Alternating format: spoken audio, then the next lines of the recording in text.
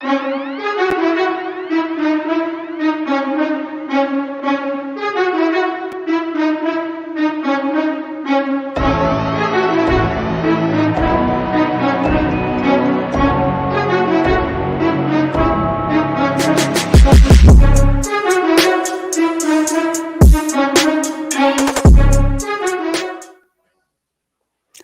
what's up, everybody? Welcome back. This is Take It to the Hizzy Fantasy Football, TITTH number 85. I'm your host, Justin Bruni. I got Nick Davis with me. Tell him what's up, Nick. What's up, guys? And we have our co-host for the evening, Leo Thompson. Say what's up, Leo.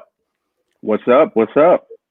Yep, Leo's going to be coming on to the Hizzy with us here to discuss some NFL mock draft talk. We got the 2021 NFL draft already kind of coming up here. Everybody's talking about it. Fantasy season's starting to wind down, so we shift the paradigm in the NFL a little bit. So welcome aboard, Leo. Why don't you go ahead and introduce yourself? Tell the folks a little bit about yourself. Hey, I'm Leo. I'm a director at Kids After Hours. I've been working. It's my 14th year in Kids After Hours. Right on. I'm from Laurel, Maryland. I'm a big NFL draft fan. I started watching the draft, the Eli Manning and Phillip Rivers draft. That was the first draft I watched. That was when rounds 1 through 3 was on Saturday. Yep. And then I believe 4 through 7 was on Sunday. And I would record the draft on VHS tapes and then watch them. I would get books about it. I started my first mock draft, the Mitchell Trubisky draft. Okay. That was a crazy draft. Who'd you have my Bears taken? You remember? I believe I had him. I don't remember. I'm sorry. Well, they traded up. They traded up for it, so it's okay. And it messed up my whole draft, and I was like, yeah, great. Thank you. Yeah. Thank you. Great start. Have they even started the clock yet? Yeah. I'm also a huge wrestling fan. I love wrestling since ever. You saw the whole Randy Orton lighting dude on fire. Who did he light on fire? Bray Wyatt. Well, Bray Wyatt, he's the Fiend. Yeah. So that's the alter ego of Bray Wyatt, the Fiend. Okay, and apparently he fireproof at some point to some degree, right? Like they built that into the character, right? Like he was literally on fire. I was like, what is going on? It was really entertaining. I was loving it. I saw the news, like they were mentioning, like, hey, it's the end of the PG era. USA, they're like, hey, buckle up. WWE, you better crank the numbers or you're out of here. And they're like, oh no, we're excited about the news. They got some writers with something cooking. Literally cooking. Yeah, that was nuts, man. That was nuts. Did you catch any of that? No, I had no clue. I just saw it on Twitter. I mean, you see everything on Twitter these days. But when you told me that, I was like, man, that's a great start to the end of the PG era. Light someone on fire. I remember when McMahon. Apparently, my dad was drinking buddies was McMahon apparently, and okay, you remember when he left for wrestling and came back and they got in a fight with 6 guys and my dad took 1 guy on and McMahon took on 5. I don't know how much credibility it has, to be completely honest. I kind of take it with a grain of salt. Yeah. But I remember when he did cage matches and there was a lot of blood everywhere, and it was wild back in the day when Stone Cold Steve Austin and The Rock were cooking everything. Now they're literally cooking wrestlers. So it's a big progression. It's just a lot of word play, and I don't know. It might capture a new crowd, but I know that Twitter. There's a lot of wrestling fans everywhere. I honestly didn't catch that because I was doing a lot of promoting on Twitter, so I was busy. But that's wild that they did that. Yeah, it was pretty nuts. It's definitely been a long time since we've been throwing old ladies through tables and whatnot. So they're back. They're back. Definitely. We'll avert here a little bit back to some Monday Night Football. We're still going to be going through our Monday night preview, and then after that, we're going to jump into Leo's top 10 picks in next year's NFL 2021 draft. So we got the Steelers and the Bengals tonight. Steelers visiting Cincinnati. Steelers coming in as 14.5 favorites. Wow. Okay.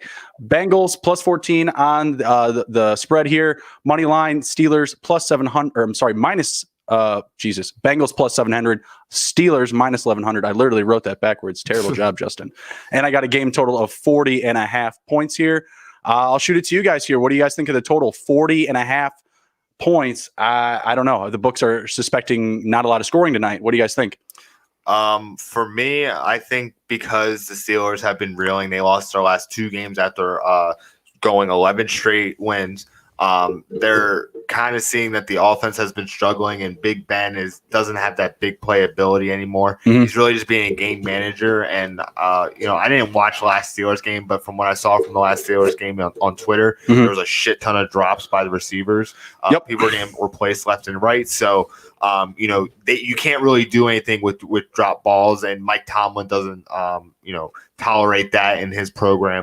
But I think that they're going to continue.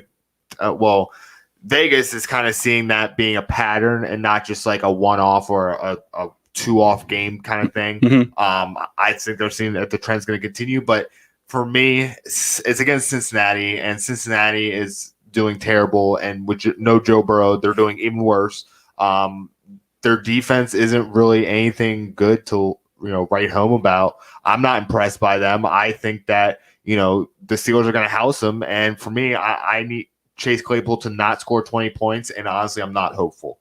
The only worst opponent that the Steelers could be going against this week is the Jets, and they won their game last week. So I'm not hopeful right now. I mean, I'm cheering for you. But at the same time, I was cranking out the Chase Claypool of this weekend. Yeah. I was cranking it out. So I'm hoping to be wrong, buddy. I'm hoping to be wrong. I'm pulling for you to make the finals. 20-point lead. Yeah, it's like 20.02. It's something incredible, and I'm just like, I saw that he had Jarvis left, who scored 13 points last night, and he has 20 points to get scored by that. It's about like 8 receptions, 105 yards, and a touchdown. Mm-hmm. Basically kills my championship hopes. So we'll see. We're still in it. We'll see. But all signs point to Chase Claypool taking away my playoff hopes. So, Leo, what do you think, man? Do you think I got a chance to survive? No, I do not. The Bengals defense, it's horrid. I see the Steelers housing them. I see it's not going to look good. It's not looking taking it to the Hizzy on them, Yeah, I'm gonna take the over here. I'm gonna take the over the 40.5 points for sure. I think the Steelers can at least put up 30. Their number is 27.5, and they've got the Bengals at 13. So I'll just ask you guys this: can the Bengals get 14 or more points? Hell no. No. Well, then no. If you don't think so, then you guys might be on the under here. I feel like they can get a touchdown or two. I don't know. Just the Steelers have been weird the past couple of weeks. They've been getting kind of creepy, and they're playing on the road. Ben, he might, just like they can still win, and Ben could still throw 2 interceptions. True.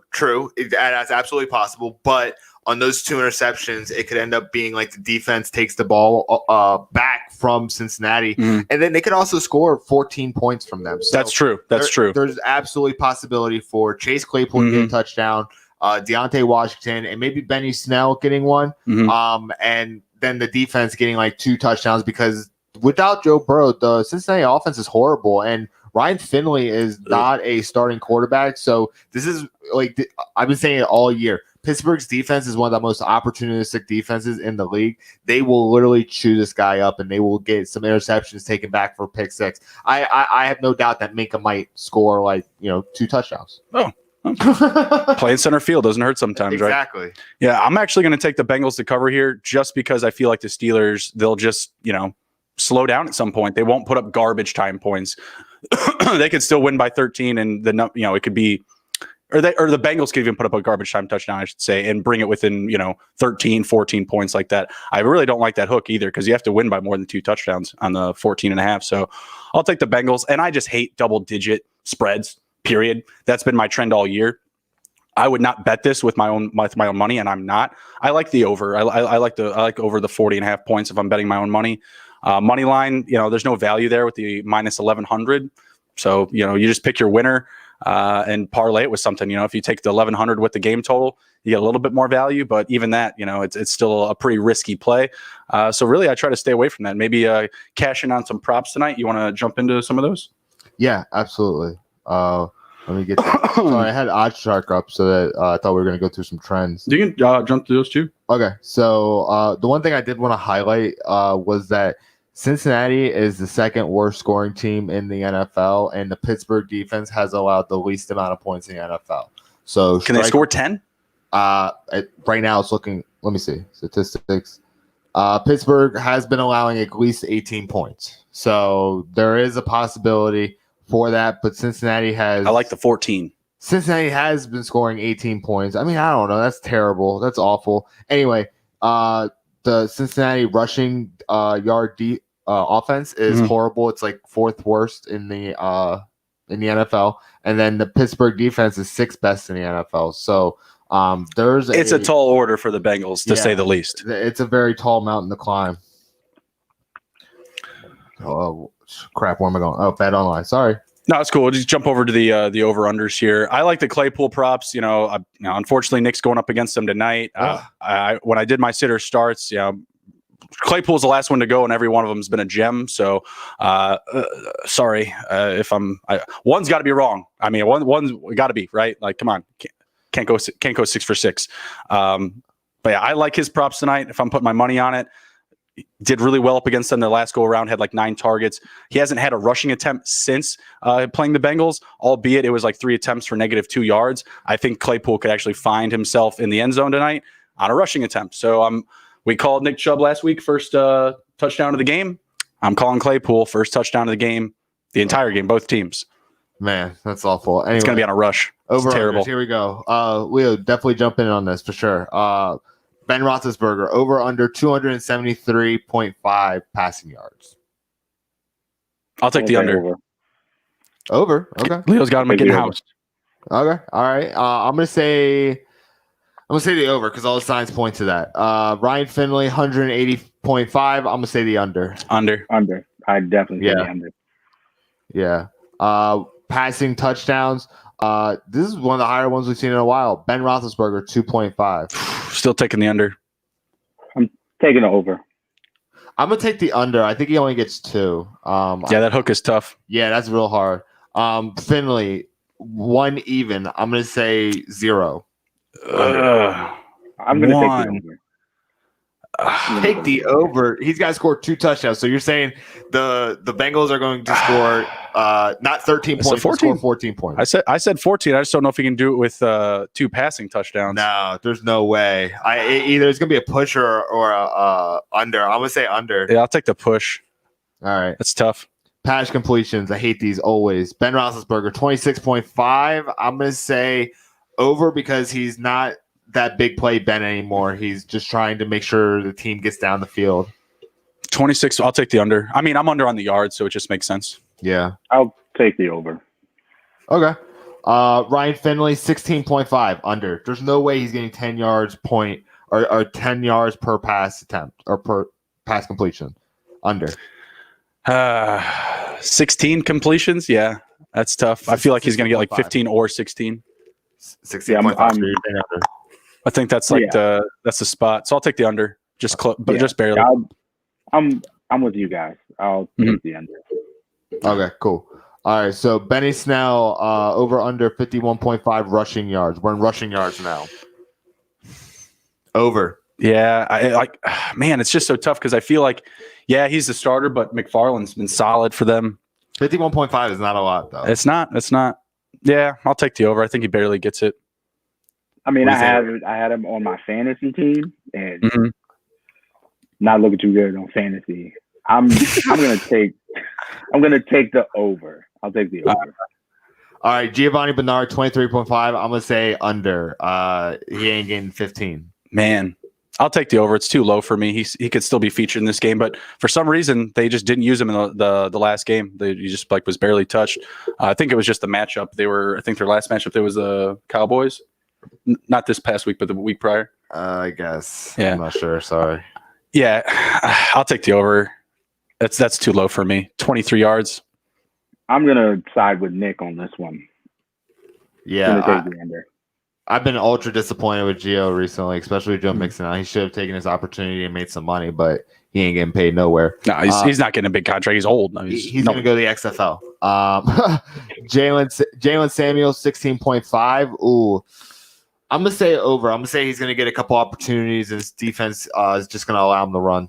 Could hit him on 1 or 2. I'll take the over. Yeah, It's I'm really I'm low. with you guys. I'll take the over. The defense It's really low. Yeah. Ryan Finley, 10.5. Give me the over. I'm going to think he's going to be running for his life. 1 play. Again, I'll take the over. Take the over. All right. Samaje Perine, Cincinnati, 19.5. I'm going to say over just because Giovanni Bernard ain't going to do shit. Yeah, I think they can still both hit their props. 23 and 19 yards. I'll take the over. I mean, yeah. I'm with you guys. Yeah. Well, I'm with you guys. Yeah. All right. T. Williams. Who's that? Trevon Williams? Trevon Williams. Trevon Williams, 24.5. I'm going to say under. They've been featuring Samaje a lot more than Tavon, to be honest. This is the first time I've seen this guy's name in like anything. Over, unders, stat box, whatever. Yeah, I'll take the over. He was the leading rusher against the Cowboys. Oh, okay. Yeah. Yeah. Unfortunately, yeah. I'll take the over. Those numbers are all just really low for the Bengals running backs. I mean, they could all be involved in this game. I'd be interested to see what Giovanni Bernard's receiving yard prop would be. Does he have one? Yes, he does. Okay, good. He didn't have one last week, I think, because we were talking about that. Mm-hmm. All right, so now we're in receiving yards. So AJ Green, 27.5. Give me the over. Practice squad connection. Under. Back to normal AJ Green stuff. Yeah, I'm back. I'm under. I'm under. All right, Benny Snell, 8.5. Give me the over. That's the screen. Easy. He can take one. I mean, they need somebody to catch the ball back there. Yeah, I'm going over screens. Yeah. Chase Claypool, 46.5. Wow. I'll take this game any day of the week. I'm gonna say over, to be completely honest. Yep, over. Over. Deontay Johnson, 66.5. Over. I'm gonna say under. I'm gonna say he's gonna get like 60. I'm gonna take the over. I'll take the over. All right, Drew Sample, Cincinnati tight end, 18.5.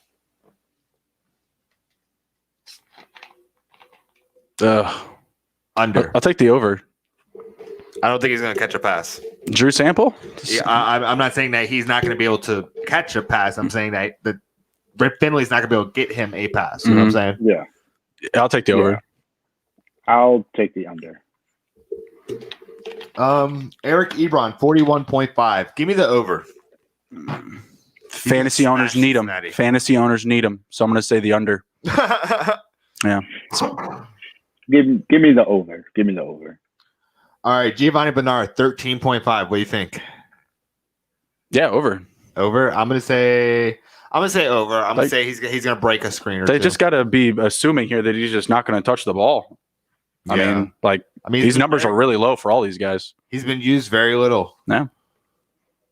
But like you said, one play. Over. Yeah. Yeah. It's just one play, though. All right. James Washington, 28.5. I'm going to say that's way low for me. I'm going to say he's going to get like 40. Yeah, absolutely. I like that number. He had a good week last week. So give me some James Washington. Yeah. I like it. What do you think, Leo? Definitely. Well, yeah, definitely. All right. So Jalen Samuels, 8.5. I'm gonna say over. They like to rotate their running backs in. And if James Conner, he can catch passes. I mean, he also has a tight end designation. What? I mean, in the past he has had tight end designation. I didn't know that. Yeah. I thought he was a running back. But I'm gonna say over because they like to rotate him in. Yeah, he can absolutely hit that one play. It's just got to be like who's the guy that does it. I mean, realistically, you could just bet on all of them and just hedge your bet essentially. Just not Claypool, you know. Yeah, I'm gonna take the over. Yeah. All right. Juju Smith-Schuster, 57.5. I'm gonna go with Zaldi here. He told me Juju's gonna do it and not Claypool. Give me the over for Juju. I'm gonna give it you the over just because we need it. We need it. Do it for Claypool. Give me the over for Juju. Yeah, give me the over. Yeah, it definitely wasn't my take coming into the game. All right, T. Higgins, 41.5. I'm going to say over because that could be one play. T. Higgins is like the only guy I want to start for the Bengals, period. Yeah. Yeah, I'm a big Higgins fan. Over. Yeah. Tavon Williams. What is it? Oh, 6.5. Sorry. Under. I'm gonna say over. Just say just doesn't catch a pass. That's all. He gonna get one. And gonna get one for 4 yards. I don't think he's gonna catch a pass. I don't think he's going to. I mean under. All right, Tyler Boyd, 46.5. I'll say the under. I'm gonna say over. He's gonna hit 50. Look at that pass. I'm gonna go with the over. I'm gonna go over. Okay, nice. Cool. All right, so that's it. Lamar Jackson had one of those too. He fumbled the ball. A lineman just ran for like 13 yards for it. It was great. Oh, yeah, I did see that play. Yeah. He trucked him. They were just showing a highlight of one of the linemen catching a ball from Mahomes yesterday. It was awesome. I said this on Twitter because it was I retweeted I think it was like a Patriots lineman who just like went 70 yards. He got tackled, but he went 70 yards on a kickoff, and I was like, that was so epic. And then one time when I played offensive tackle when I was in youth, and I remember one time the guy got hit and the ball just popped up in the air, and I just saw it and it just fell right into my arms, and I had no idea what to do, and I just got cleaned out. And I just remember like the coach was laughing, being like, "Man, Nick, you're not used to having the ball." And I'm like, "Nope, not at all." But I got it. I got it, and I held on to it. We didn't lose the ball after that. There you go. That's all that matters. Yeah, that's all that matters. I'll never forget that play. That was just so funny. I remember the ball so clearly, like falling into my arms, just being like, "What the hell do I do with this?" Like, I'm supposed to be pushing guys, not catching balls. Come on, guys. This is someone else's job. Did you want to jump into the game previews? No, doing the Leo's top 10. Leo's top 10. Okay, Here we go. All right, so Nick's just gonna go through the order here with you and ask you who you like at each pick. So now we got up the old Jacksonville Jaguars at 1. Yeah, Jacksonville Jaguars at 1. So who do you think that they're going to take? You think Trevor's still going to be going for him? I think Trevor Lawrence is the number 1 pick. They are going to grab Trevor Lawrence. As soon as the season's over, I think they're going to run up and mail the card to the guy and say, Let's go. We want Trevor Lawrence. Why not? It's a better situation than the Jets. He has Chark to throw to, and it's just Florida. It's a sunshine state. Why not? It's not the Jets. Why not? It's not the Jets. You have Trevor Lawrence, Trevor Sunshine Lawrence in the Sunshine State. That's a good pair. That's a good pairing. I don't hate that. I'd be happy to have DJ Shark as a target instead of Jameson Crowder. And also like James Robinson is a beast, and I'd be very happy to have him. I mean, the way Trevor Lawrence should really see the Jaguars is coming into like his freshman year at Clemson, where there are some pieces and he can actually kind of put them over the edge, because that offense, they do have some pieces. And if they had a competent quarterback, I'm not saying Gardner Minshew isn't exactly competent, but I think he's not in the right situation. I think he needs a better coach. And Doug Marrone was just told he's going to be fired after the season. So we all saw that coming, but I think Minshew should be gone and Trevor Lawrence should be taken, and I think he's going to make everyone around him better, and I think that's why he's number 1. So yeah, I agree. I think the situation for Trevor would be a huge upgrade from New York. I mean, looking at the receivers there, you're looking at like Jamison Crowder, Denzel Mims, and Brashad Perriman versus Berrios. Don't forget your man's. Who? Braxton Berrios. No, he's gonna get traded. he's gonna move on to greener pastures. But yes, you're correct.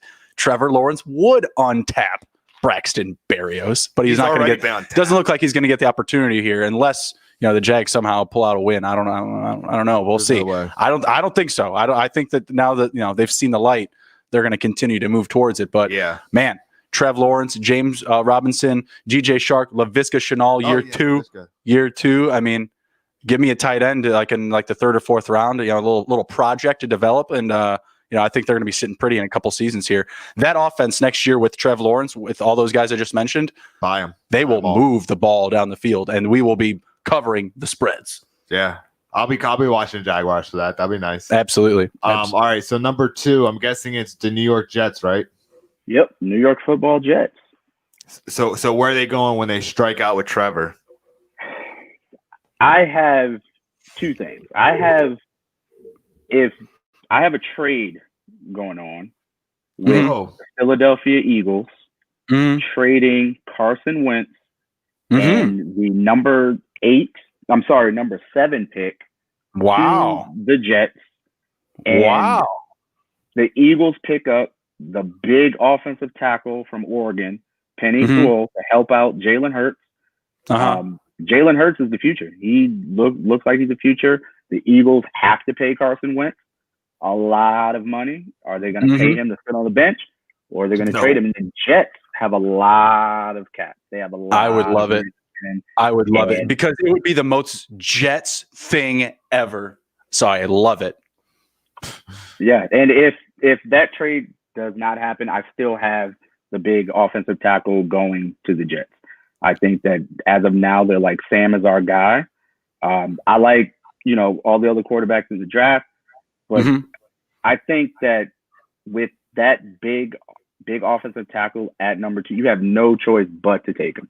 You have no choice but to take Penny Sewell out of Oregon at number 2.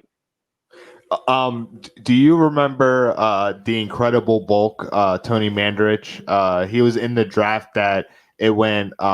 It was like Barry Sanders, Deion Sanders. They were all in like the first top 5. Derek Thomas, and he was the only one. Do you think that Penny Sewell is kind of like that boomer bust, or do you think he's like very safe? Do you think that he's going to be an anchor like Jonathan Ogden for 15 years?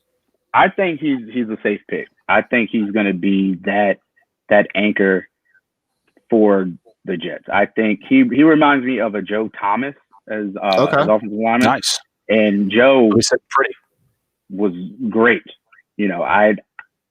I think that he's going to be that guy at number 2 if the Jets cannot find a trade partner with the number 2 pick. And the Jets have another pick in the back end of the draft from the Seahawks.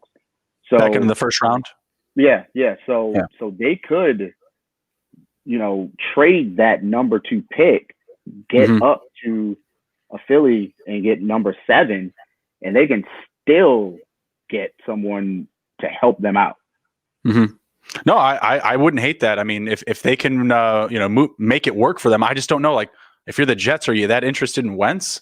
Is he that much of an upgrade over like Sam Darnold right now? Like, I mean, I know we all knock on the Jets and Sam Darnold, but he just beat the Rams yesterday.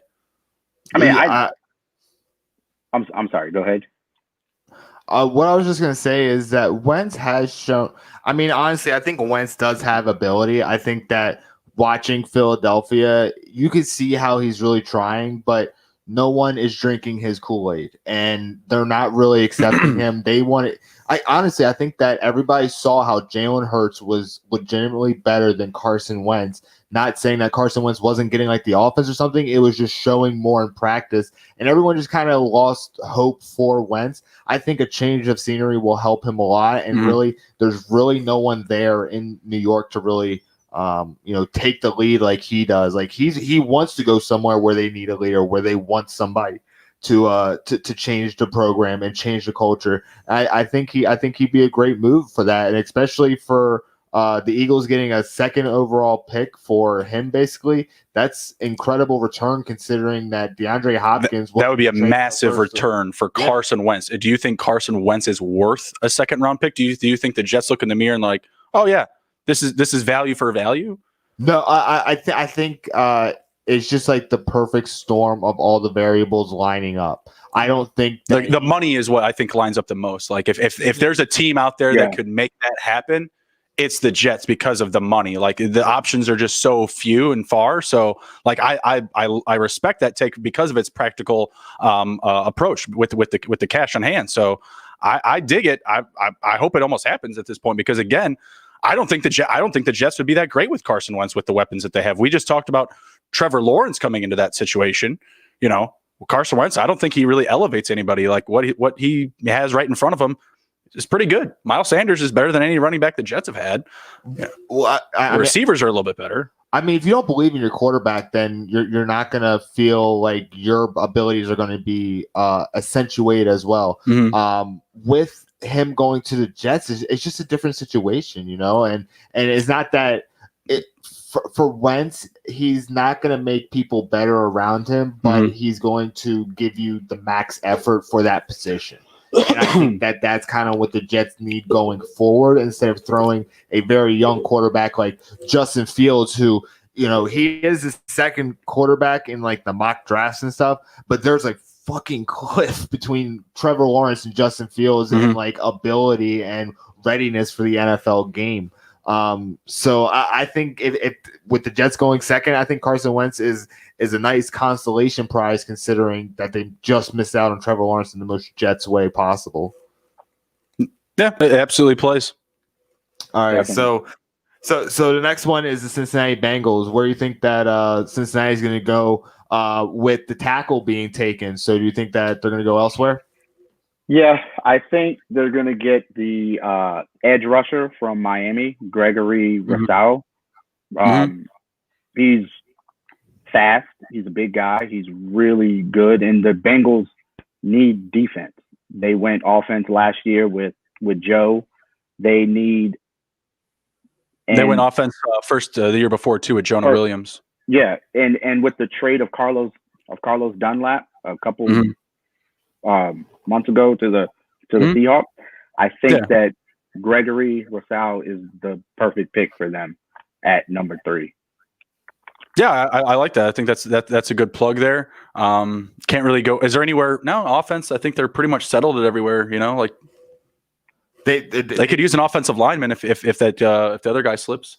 That's about it. Yeah, I mean, it's just kind of hard when, like, in those top 5 positions, it's either like quarterback, like offensive tackle, or line, or basically rush edge. And unless you are like a generational talent, game changer, at your position that are outside those positions, everybody's trying to get out of that top 5. So it's kind of hard to see, since like, unless a trade where they're like, you know what, we really want to tackle and want to go back. Because for me, I see that they have, they did trade away Dunlap, but they have Sam Hubbard from Ohio State. I think he's pretty solid. Geno Atkins is still there. I don't know if he's going to be staying there. They did trade away the recent pick, Jordan Willis. I think he's in San Francisco right now. He was like a second pick from Kansas State. But the edge rusher, that's a safe pick as well. I mean, that's something that you can build upon and try and build your defense. Hopefully that considering how many Miami prospects have come out, like Gerald Willis and I think the guy's last name was Chad Thomas. Those guys were like starters from day one, from freshman to senior year. And Gregory Rousseau was like the guy behind him, and he's actually better than all those guys considering the draft stock that they were, because Willis and Thomas are both free agents, I believe, in the league. So very interesting to see Rousseau in the top 5. Yeah, I think it's a good take. Start at the first level for the Bengals, right? I mean, just start there and work your way back. But what do you think about the back end? What do you think about taking a corner or defensive back there? I mean, because other than Jesse Bates, they don't really have anybody back there. No, I mean, Patrick Surtain, he'd be available right there. Yeah. Basically, it'd be a situation where where Dallas stole CD from Philadelphia, Cincinnati would steal Patrick Surtain from Dallas, and Dallas be sitting there being like, what the F? We got 5 minutes to figure out who we're going to take. Like, I could see that absolutely happening. So that would be a very good pick as well, because their corners, I just don't see them as top tier guys. And Jesse Bates, he is an elite talent, but he's only one player, and there's 4 guys in the defensive secondary. So that would be a good pick for them to steal. And if Joe Burrow continues to elevate his game, obviously we got half the sample size with the injury, but if he comes back and he's everything that he was, takes even a small step forward, that offense is going to continue to hum. The pace of play is going to continue to be more towards the passing offense. So if that's going to be the case, then you want to be defending the air raid on the reverse, right? So I could see both of those being solid picks for the Bengals. All right. So number 4 is I believe your team, Leo, Dallas Cowboys. So where do you think that they're going to be going? I think they're going to go Patrick Surtain Jr. at cornerback. No brainer pick. Dallas needs a cornerback. The last big time cornerback that they had was Terrence Newman. They picked up from last year when he went over to Miami. Yeah, he was good, but he didn't get interceptions. Like he did not have any interceptions, and that's what Dallas is lacking. Turnovers. They can't get a turnover, and I believe that Patrick Surtain Jr. can get those turnovers. 6'2", over 200 pounds. Beast. Oh, dude's got it. I mean, I like it. Layup pick for me. Yeah, absolutely. But how we were talking about Cincinnati, where else could they go? Where do you think Dallas could go if Cincinnati were to take Patrick Surtain? I think that Dallas would go quarterback. Oh, wow. I think Dallas would go quarterback, and everyone is thinking Justin Fields. No, I'm thinking the quarterback from BYU, Zach Wilson. What? Wow. I think that Zach Wilson is the number 2 quarterback under Trevor Lawrence. Honestly. Damn. I think that Zach Wilson got it. And if Dallas do not pull the trigger on a DB, I believe that they're going to get Zach Wilson, franchise Dak Prescott, and trade Dak Prescott. You're going to have Zach Wilson on a 4-year rookie deal. You're paying him 4 years on a rookie deal. Yep. As much as you pay Dak on a franchise deal. So trade him. If you get him, trade Dak to another team. Try to get a second or third round pick. Hopefully a team will say, hey, we will give you a second or third round pick or third round pick for Dak. Right. And move on. So Damn. Okay. Go ahead. There's a lot to unpack there. A lot to unpack. So I like it though. I like where your head's at. So you're assuming that the Cowboys are going to move on from Dak and keep Zeke. Yeah. Am I right? Okay. Yeah. I think the opposite. I mean, like if Zeke really was the Dallas Cowboys, like the future engine that makes the offense go, their offense should be doing a lot better right now than what it actually is. And you're seeing how he struggled, and right now they're seeing that Zeke is actually the Robin instead of the Batman, and Dak's the Batman. And that's kind of hard to see with him being out right now. But he was like leading the NFL in passing yards forever, and he was on pace for over 5,000. I mean, he was going to be the MVP. He was lighting it up. And for me, the way I see it is, especially the way that the league is going, and especially how short the shelf life is for running backs, which is about 3 to 4 years. Yep. And right now, Zeke, I think, is maybe at 4 or 5. But he's dropped off since Dak's gone, because no one has to respect the pass, and they can just load up the box when they know it's rushing downs. I see Jerry moving on from Zeke. I see Zeke possibly going to if Wentz doesn't go to the Jets, I think Zeke Elliott goes to the Jets. I think that's an absolute possible pick, and then there could be like a Herschel Walker kind of haul of picks. I mean, I'm not saying that there's going to be like I'm not sure if they're going to trade the second overall pick for him. They might trade that back. They might trade that back end pick and then load up on later picks. But that would be also a strategy they could go. But man, Zach Wilson is this constellation pick. Like, right now I'm kind of looking at your previous mock draft, and he's nowhere to be found in the top 5, and you're just throwing him up there, because he's it. And for me, with BYU quarterbacks, it's very hard because Ty Detmer had a Heisman Trophy season, and he was in the league for about 15 years, but he did absolutely nothing. He was on the Chase Daniel program. And Steve Young and Jim McMahon, I think, are the only quarterbacks that have actually done anything that have come out of BYU. I might be wrong on that, but those are the only two that stick out in my mind. Zach Wilson, I have watched him play. His arm is incredible, but he's also 2 years. He's probably 1.5 to 2 years older than everyone else due to his mission that he has to do as a Mormon, a person of the Mormon faith. And that's very typical for quarterbacks. So they come in 2 years older than everyone else. The reason why he's legit is because he's already developed. He's already has those physical skills. His mind is actually developed a little bit more. So that's why he looks so legit. And that, for me, it's cool that you're able to elevate, a team like BYU. They're in like the WAC, I think. I don't even remember. And when those teams come up, it really raises your stock. But when you get to the NFL, sometimes what makes you so great at those programs is because you're really at lower competition. And, Carson Wentz has seen it recently, but we have also seen that he has had success in the league. So maybe just a change of scenery will help him. But with Zach Wilson, I think there's a lot to prove in order for Jerry Jones to pick him at 4 for that pick. It seems like a very Jerry thing, though, to like the move that you described, moving Dak. It seems like a very Jerry thing. Go ahead, Leo. You got to look at Jerry was going to pick Johnny Manziel. He wanted him. He was going to pick Johnny Manziel. With a second, the people around him would not let him do it. Yeah, his son, Steven, was like, no. I hung out with that dude. It's not okay. It's not okay. Ben almost throws a pick. First pass of the game. Road Ben. It's a different monster as we kick off Monday Night Football. Here we go. Go ahead, Leo. You were getting into your Jerry take, though. Yeah, I don't know. I think that Jerry is going to pick Zach Wilson.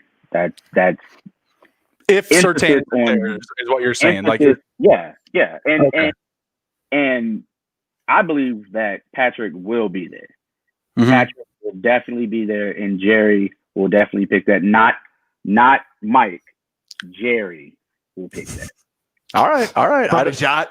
He might do it. I mean, where's he going this year for the draft? I highly doubt it's in persons again. Like I highly doubt. No.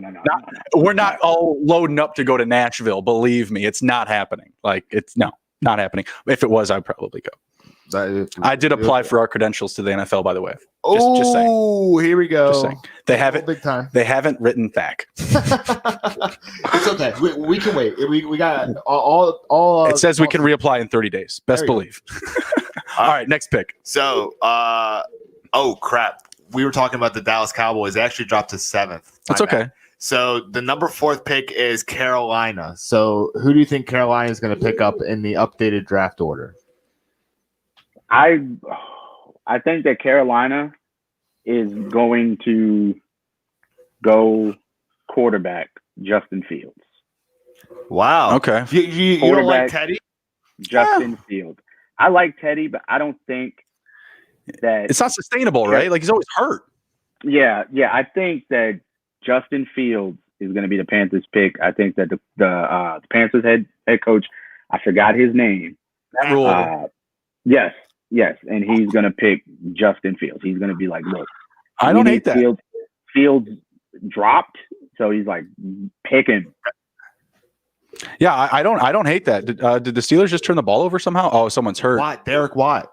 Oh, Derek Watt's down. He's knocked out cold. Oh, that's messed up. The Bengals are like playing around. They're running into each other. I was laughing about it because the Bengals are just like, what the not paying attention to what's going on, hitting each other. And apparently got Derek Watt hurt. That's fucked up. That's terrible.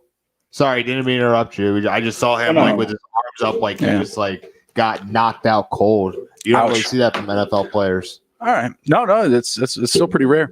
But Matt Rule taking Justin Fields. We're saying at 4 here. I mean, I don't hate it. I don't hate it specifically because it's also not a position where you have to bring in Fields day one. Yeah. Because Teddy's he's always getting hurt.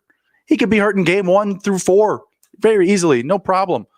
He's not durable. You know what I mean? Like I don't see him necessarily like playing 4 or 5 years for the Panthers. So I could easily see that. I like that, and I like the pairing of Fields with CMC. I think that's pretty solid.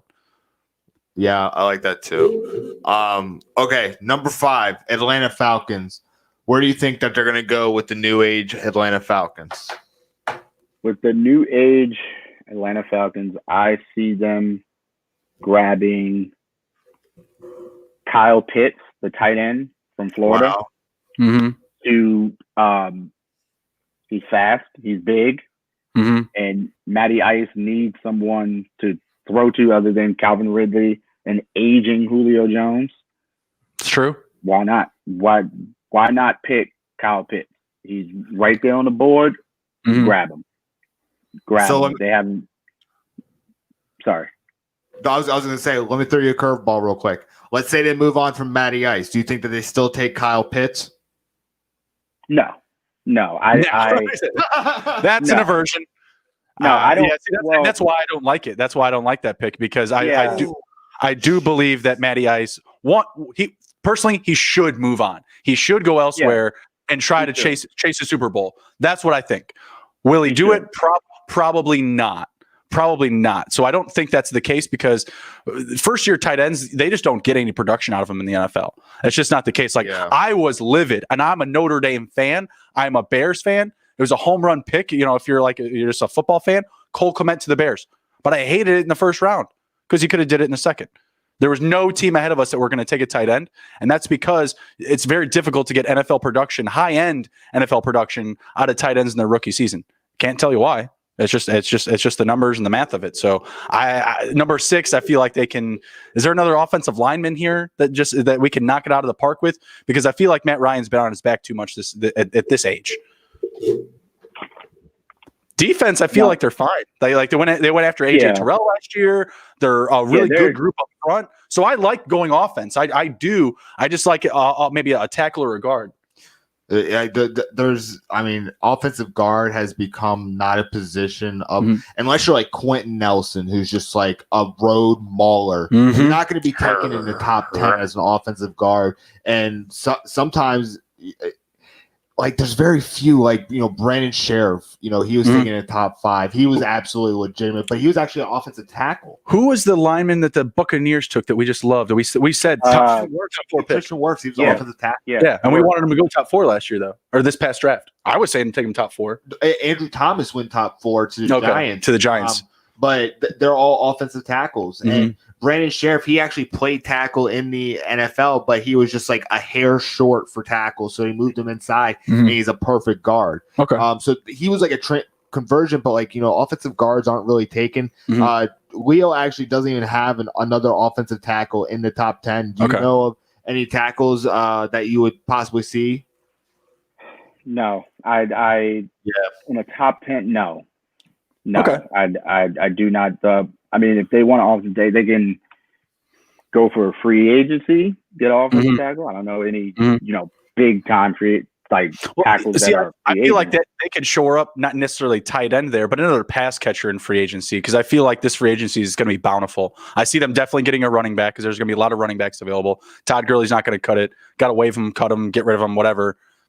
They got to move on from him. It's not working. Ito Smith on the board here, going to be the lead dog this week. Ugh. Yikes. So, I'm not saying let's move a running back into that spot whatsoever, but I like something on offense, so I don't hate the Pitts pick if he is that elite. I don't follow college enough to know if he's, a generational tight end, if he's the next Rob Gronkowski. Oh, he is. He has some crazy freaking stat lines, but there's so many people that have had crazy. Dwayne Haskins had a crazy stat line in college. So you gotta always take everything with a grain of salt. One of the things with him that I think is very very good for him for his stock is he's doing it against SEC defenses. All these guys are gonna be in the NFL soon enough. So. That's a big variable, I'd say. Yeah. So honestly, the SEC is almost when you look at it from draft prospects perspective, realize that they're all playing against each other in the SEC. Other ones, you got your Indiana's, there's not really a lot of pro prospects. Northwestern's not a lot of pro prospects. Notre Dame, we shell them out. No, but that's not. But ACC, that's a little different, because you got Miami, you got Florida State. They're still relatively new to it. I'm just saying they're a private conference or whatever it was. It was independent. Yeah, whatever. Dumb. But yeah, go ahead. On Saturday, Pitts showed out against Alabama. Alabama, I personally thought Alabama was going to blow them out. It was going to be destroy them, but they hung with Alabama, and I was like, whoa, and with me seeing that just boosted him up, and I think the Falcons will take Pitts. Okay, I like it. I don't hate it. I mean, if he's as good as you guys say, fuck it, let's go. Yeah. Let's ride with Matty Ice. I mean, he does need an easy target over the middle. Hayden Hurst hasn't been that guy. So if you want to pair him with a Hayden Hurst, I don't hate it. Yeah. So next pick is Miami Dolphins 6, and it's from Houston. So, nice. Let's go. I kind of know where this is probably going, but go ahead and lead it off, Leo. Where do you think that Miami will go with the 6th pick? I believe that Miami will take a wide receiver with the 6th pick. With the new draft order, we have Devontae Smith still out there, Jalen Waddle still out there, Jamar Chase from LSU still out there, and I think that Miami will take Jamar Chase from LSU. Okay. Everybody and their mother wants Jamar Chase. Like, I've been seeing so many edits on Twitter. It's like, oh, Jamar Chase and this, like, we need him. And I'm like, dude, like, you got to realize there's only one Jamar Chase, and there's like, as soon as he's gone, like, you got to realize there's only a couple other receivers there. But, everybody wants Jamar Chase. From what we've done with this mock draft, there hasn't been any receivers taken before him. And, no one else was kind of like in the market for it. But I think another receiver would definitely help. It sucks that Preston Williams in Miami has not been able to stay healthy, because he did put up stats when he was in. He was Tua's guy at first. Like, Preston Williams was Tua's guy. It was definitely not Devontae Parker. Yeah, and it sucks that he can't stay healthy. But Jamar Chase, he would definitely add another aspect to that offense that would just elevate Tua too. Yeah, we got the Bengals playing some defense here in the first couple of drives. Good. Yeah, Juju just took a catch, but he got driven back right away. Interesting. Good. Okay. Do you guys have anything else to add on that one? For the Dolphins, I mean, I would love it if they added another elite receiver. I don't care which one of them, to be perfectly honest with you. Great. Dolphins fans want Jamar Chase. Go ahead. Cool. I love it. Go ahead. Another elite receiver would open up that offense for Tua. I can see all 3 receivers in this, like, elite ones in this draft getting taken. But you have a Jamar Chase right there. Take him. Yeah. Take him fast. He's actually considered better than Justin Jefferson, like, prospect wise, coming out of. Interesting. And, Justin Jefferson had like that huge percentage of numbers. Right behind him was Jamar Chase, but I think Jamar Chase had more touchdowns than Justin Jefferson, just not as many yardage or receptions. It was crazy. Like that was a really crazy year. Right. And if you're just looking at the Dolphins in general right now, like, they need probably a running back or a receiver. I think they need a running back more, but they just have like a crazy, like, rotating head of guys that just love to eat back there. So it's going to be interesting. Okay. So number 7, Philadelphia Eagles. Let's say that they keep the 7th pick. Where do you see them going, Leo? I see them going Devontae Smith, wide receiver. So they're going to go wide receiver 2 years in a row. I don't like that. CeeDee Lamb last year, Devontae Smith, they're taking him. Because they missed on getting him. Well, I mean, if they take Jalen Reagor in the first round, I don't consider it like he was a consolation by any means. I just think they had multiple guys that they liked. Like, we both like Jalen Reagor coming into the year, just didn't get the opportunity. Like, it's a really crowded room. We saw Greg Ward catch 2 touchdowns yesterday. He was on my freaking bench, and he got 5 receptions for 14 yards and 2 touchdowns. I don't freaking get it. You should be almost a little excited. He's 4% owned. He's 4% owned. I've had him all year because I saw him last year and I believed in him. We were talking him up at the beginning of the year about how the offense hums with him, but we're getting a little bit too off track. But the idea is that the room is crowded, right? Like, okay, Deshaun Jackson gone, Alshon Jeffrey gone, but even after that, you still have Jalen Reagor, you still have Greg Ward, you still have Travis Fulgham now, right? Like Hightower. Ugh. And what's the other one? Stupid name. JJ Arcega-Whiteside. Stupid name, very hittable face. Like JJ Arcega-Whiteside. Yeah, JJ Arcega-Whiteside. Stop trying to make that happen, but they are. Like they weren't giving touches to Ward and to Reagor early on because they wanted to still try to unlock Arcega-Whiteside, and it's like, it's unnecessary. What are you doing? Stop it. You have the talent here. Just let them work. Let them eat. Get them the touches. But I don't know. I don't like going back to back receiver here. I feel like what they need again. I'm beating a dead horse here. I don't know if that's PETA friendly analogy, but another lineman or tackle. Like this is what that team needs though. Like they're good on defense, they're good at running back, they're good at receiver, they're good at tight end even. What do they need? Who's running for their life? Tua, Hurts, and Wentz. They're both running for their life. At number 7, I move back. Other than move back. Yeah, that's a possibility. Trade with move up and take that guy too that you were talking about. Even like, I mean, yeah, that's the thing to do because that's what they need. I think you're onto it. So it's funny, like at this point in like the season when we're talking like mock drafts and all that stuff, it's always funny how everybody was like, trade back. It's not. It's easier said than done. It's amazing for sure how many teams actually keep their picks and just take whatever guy, like best player available. Like for me, and also the Philly like media, they would lose their shit if another wide receiver got picked up because it's just like they spent like basically to them like 21 is like high draft capital and spending like a 7th pick on another wide receiver when there's obvious holes everywhere on the team. Maybe I could see a corner coming. I could see maybe Farley from Virginia Tech. That guy could be added to the back end to possibly help. So Rashawn Wade from Ohio State. Yeah, absolutely. Yeah. So I mean, for me, I'd rather always mock draft show that the teams are going to take their picks because there's very few trades that actually happen. It's not the NBA where everyone gets traded for everyone, and they all have different hats on that are wrong. But in the NFL, they really do keep their picks. So I think they're going to stay with 7, but I would be shocked if they took another wide receiver. I would like the corner pick if they moved Darius Slay because I've liked everyone back there this year except for Darius Slay.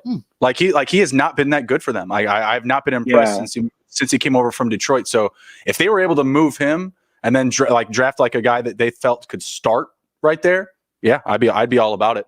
So yeah, I go like corner, or if they can move up somehow to like an elite tackle that's there, I'm with that too because to me that's what they need. Hurts could have won that game for him yesterday if he wasn't on his back so many times. You know what I mean? Like he was putting up the numbers and the team's getting behind him, but still, it doesn't matter. Like at the end of the day, it's talent on talent, and I just don't see it there from their line. Like that's what's losing them games and this division with how close it is. Realistically. Yeah. Like that week 1, 8 sacks that allowed? 9 sacks up against the football team? Yeah, how important is that game right now at the end of the year? You know what I mean? Yeah, that game would be really important. Yeah, I'm with you. If they don't keep that 7th pick, trade it and get more picks, build the offensive line. Yeah. Help out Hurts. You could even try to trade Carson. I like that idea of the aggressive move on or push back. I like both.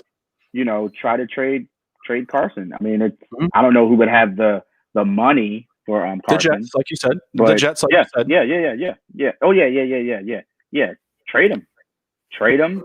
Get the offensive tackle to help out Hurts. Help out the line. If they can pull that off, it would be a home run, in my opinion. Oh, it would definitely be a home run.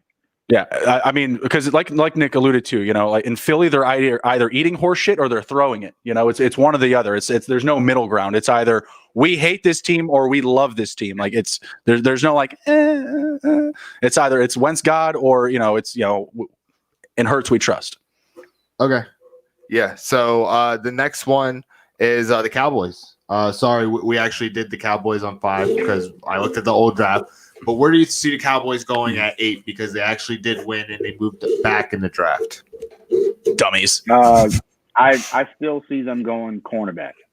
Okay. I still see them going cornerback, either Sertan or Sean Wade at cornerback. I like Farley. Do not get me wrong. I like Farley. But I also love Sean Wade. Sean Wade, if Patrick is not there, which I'm hoping he is there, I would take Wade. Okay. Yeah, I like it's just the biggest need they have, right? They have somewhat of a pass rush. They have Jalen Smith. They have Van Der Esch, in the middle, really lock things down. They need a corner big time. And of course, every position is filled on offense at every level. So they have no business taking anyone on offense. That's just a lock. So if anyone's out there looking at draft props, Dallas is taking a defensive player if he can grab it. The only thing that Jerry Jones can do to really take up the real craziness almost to like Al Davis level is to just take a kicker at this point.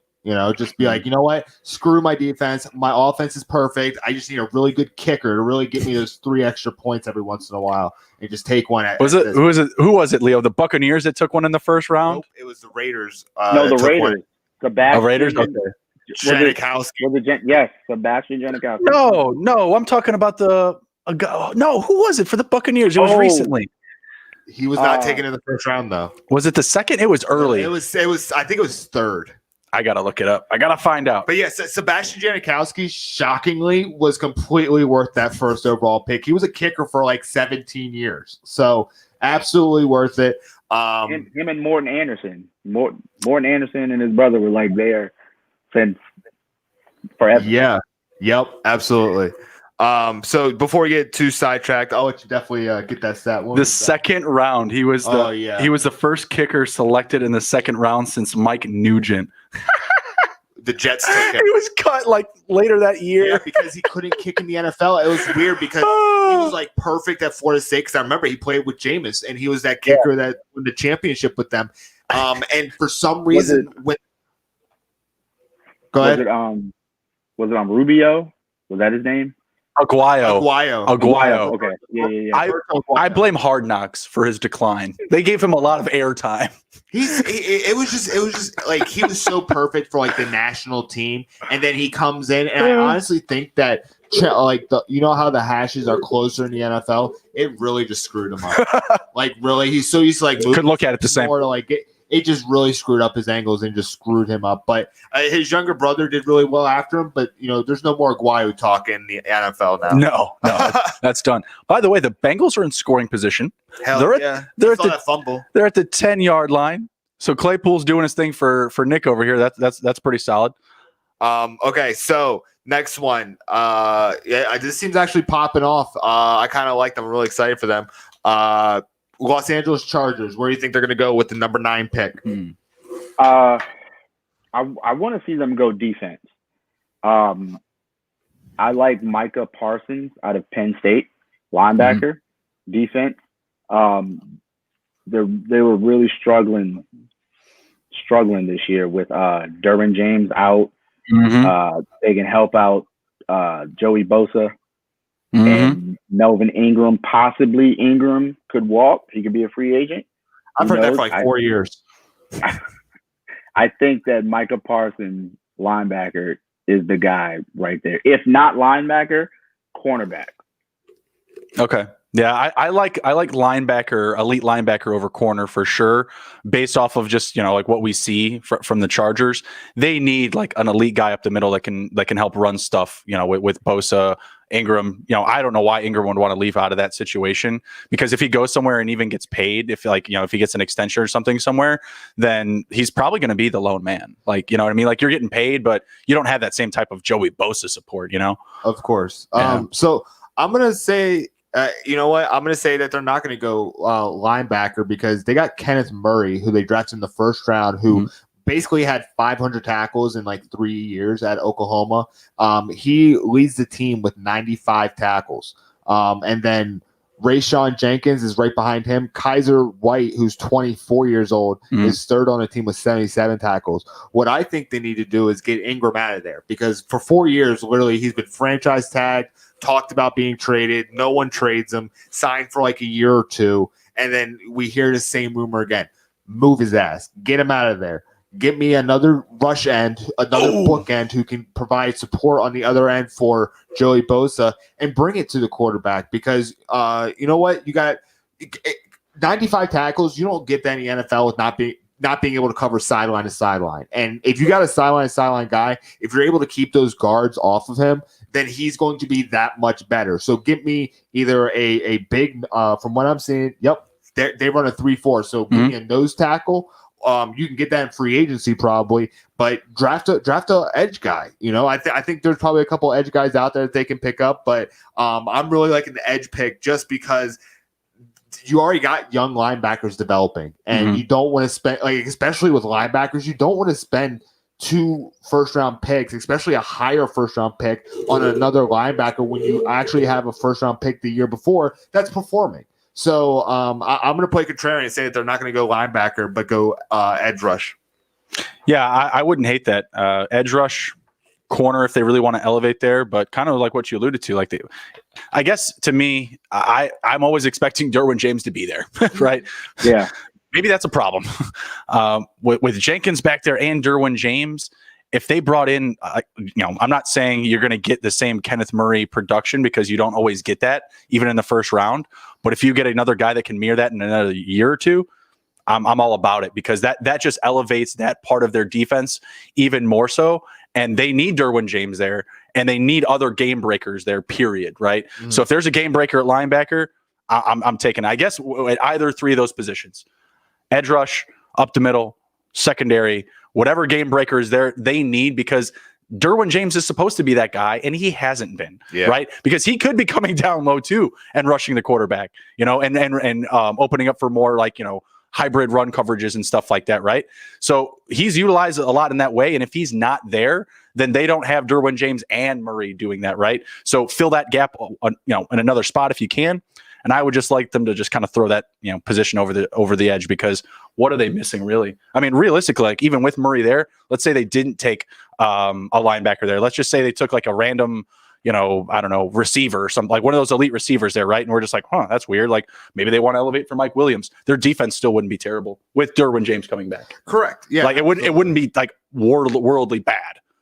I honestly, at the beginning of the season, before Derwin James got hurt, because we were talking about this before Hard Knocks, I was saying I would have trouble. I would take a second guess of anybody that I'm playing offensively against the San Diego defense, because all 3 levels seem pretty stacked. Exactly. And I was highly impressed, but then they just started getting beaten up, and then Derwin James went down right away. Bosa was even missing some time this year. Yeah, it was just blow after blow, and it's just a lot to overcome. But, I think if one of those lower teams don't take Kyle Pitts, and Kyle Pitts falls out of like the top 5, 6, 7, I could see them taking Pitts here to help elevate Hunter Henry, just because he's probably the best player available that would fit their team that could start day one. Yep. I think that would be a great place where a rookie tight end would really elevate their play and be one of those, like, exceptions to the rule.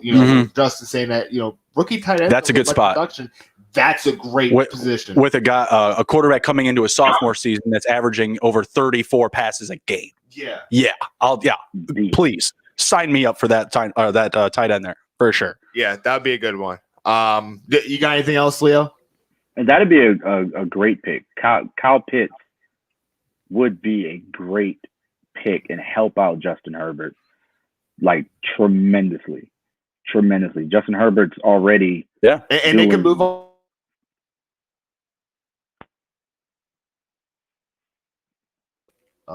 Nope, we're good. Oh, we're good. We're good. You good, Leo? Yeah. Can you hear me? Okay. Yeah, we're good. So what was I saying? Crap. That kind of really just like threw me off. No, you're good. So yeah, I just see Kyle Pitts. That would definitely elevate. Oh, Hunter Henry. It's a little too late for me, and I just can't get on board with him. And also Keenan Allen and Mike Williams are really coming on strong. I think that Kyle Pitts would elevate their play too, because they wouldn't have to be so elite every single time. They would have someone else taking away all the pressure, all the bracket coverages. So for me, that, like, if I was Los Angeles, my dream pick would be Kyle Pitts at that position for sure. What if you're looking at, I'll ask this to both of you, what if you're looking at Jamar Chase or Pitts right there? Who do you take? I take Jamar Chase. No, take Pitts, because you already got 2 established wide receivers. I think who would you rather have though 3 years from now, Jamar Chase or Mike Williams? Probably say Jamar Chase, right? I take Jamar Chase. I take Jamar Chase. I mean, I guess you're right. I mean, for me, it's like Mike Williams is good enough. Oh, he's good. Like, I love Mike Williams. I do the Mike Williams dance when he scores, but no, I mean, like, okay, so if we're gonna think 3 years from now, well, let's just go 4 years where Jamar Chase is gonna have to redo his contract. So either money wise, yeah, I mean, you're not saving money drafting that kid. No, I know, but like because you already have Keenan Allen, who's I would say top 5 receivers, and he's just completely underrated. He has the most receptions, so like 94 yards in NFL history. But I was just thinking, like, for me, it's just like, man, that is a Brinks truck worth of money in your receiving core. Like that doesn't matter in the NFL. They just make the numbers up anyways. That's true. It's all wizardry anyway. I don't even know why I'm caring about this right now. You can also pick up. You can also pick up Jamar Chase's fifth year option, and then pay. Let's say you pay Keenan Allen if 4 years from now he's still the dude. Right. You know what I mean? If he's still the guy there, he could move to second tier, or you know what I'm saying? Like, I guess between those two, for me, it would just be a home run from the receiver, because we've just seen receivers break out of the first round, no problem, in the top 10, in the top 20, you know, even outside the first round, right? Exactly. Like the way that the game is made now, it's made for receivers and quarterbacks. So like that's why we were able to see Joe Burrow come in and have a ton of success, because that's all they did was throw the ball. Of course, he's going to look good. Like let him throw it 50 times. Same thing with Herbert. Like let him throw it enough. He's going to look good. Wow. The Bengals are hungry for a turnover. Oh my gosh. That's almost, well, they've already gotten one, but they could have had 3 so far in this game. Road Ben showing up for us. And this year's receiving core is deep, in this draft of receivers. We're just going to start seeing them get deeper and deeper and deeper. I mean, let's just think about back when, Eli and Philip were getting drafted. The top receiver in that draft was Larry Fitzgerald. Bar none, Larry Fitzgerald. Now we're starting to see actually like a core of receivers, like a core of 3 receivers each year. Last year it was Ruggs, Judy, and Lamb. I don't know why. Lamb went in the first round. Guys. Now you're starting to see, and Rieger went in the first round. It was Rieger, Jefferson, Lamb, Judy, Ruggs. Yeah. Like it was, wild. Oh yeah, Jefferson too. Yeah, I mean, wild. So now we're starting to see like a whole team of receivers, basically where you can grab that core and have a core receivers. It's just going to start growing. You're going to start seeing them grow, like how you have usually like 3-4 quarterbacks. But because it's only one position, there's only 3 or 4 quarterbacks. But you can have 4 or 5 receivers on the field at a time, and that's why all these receivers are starting to pop up. These guys do 7-on-7s from literally freshman year in high school all the way up until they're being drafted. So, you're going to start seeing a lot more deeper class receivers, deeper class tight ends. I think you're going to start seeing a lot more deeper class of tight ends, because that is a joker player, because they're too fast for the linebackers to cover and too big for the safeties to cover. It's dominant, and the tight ends are turning in like their receiver, like they're huge. I mean, they're fast as a receiver. They're quick, and it's like I can't. You can line them up wide. You can line them up inside. Like you can do practically anything with them. The receivers that you're starting to see struggle in the NFL are the straight line speed receivers. I swear to you not. I thought that Justin thought that Henry Ruggs was going to be a Hall of Famer when he was drafted. Oh, he's still going to be. Don't worry about it. Exactly. Well, it's a long way to the Hall of Fame, brother. It's a long way. And it starts with that touchdown up against the Jets. But he was very high on him. And yeah. Because he was so much faster than everyone else.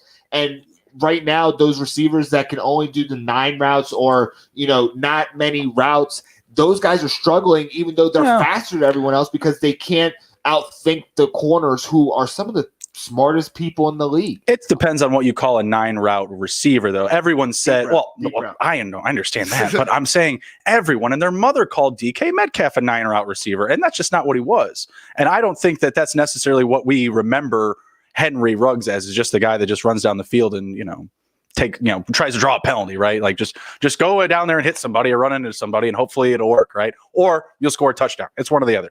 It's nothing in between, right? I think with the early injuries, we talk about this all the time. The lack of OTAs, the lack of preseason, and all that stuff. Like some situations are just wonky. Like look at the Browns, like how terribly they started, and now it's coming into fruition, right? All that hard work and it's coming along, right? But Stefanski didn't have, a ton of time to get Baker ready. So I think we still see a lot of those guys flourish. I like all those guys still in the first round that went. I mean, Jerry Jeudy not hitting a home run with the Broncos. I think we're going to see a lot more from those guys in the coming seasons. But back to your guys' points about, tight ends and wide receivers getting deeper. Yeah, I absolutely see it. I mean, Kmet went in the first round, last year. Second round. He was Cole Kmet? Right. Yeah, he was like third pick of the second round. Oh, whatever. Okay. That early. Pitt's potentially going first in this draft. I mean, I guess I don't hate it if they can make it work and they have the pieces there already. But again, just the production that we see out of that first year, like Cole Kmet's got some touchdowns, which is pretty sweet. Yeah, I mean, he looks solid. But it's just not there, like the full workload, and they don't let him off the leash necessarily to even give him permission to do that. They'll fill in the Demetrius Thomases and stuff like that, or the random tight ends that they just have on blocking duty that are going to catch one or two balls. Yeah. All right, last pick of the mock draft for the top 10. Detroit Lions.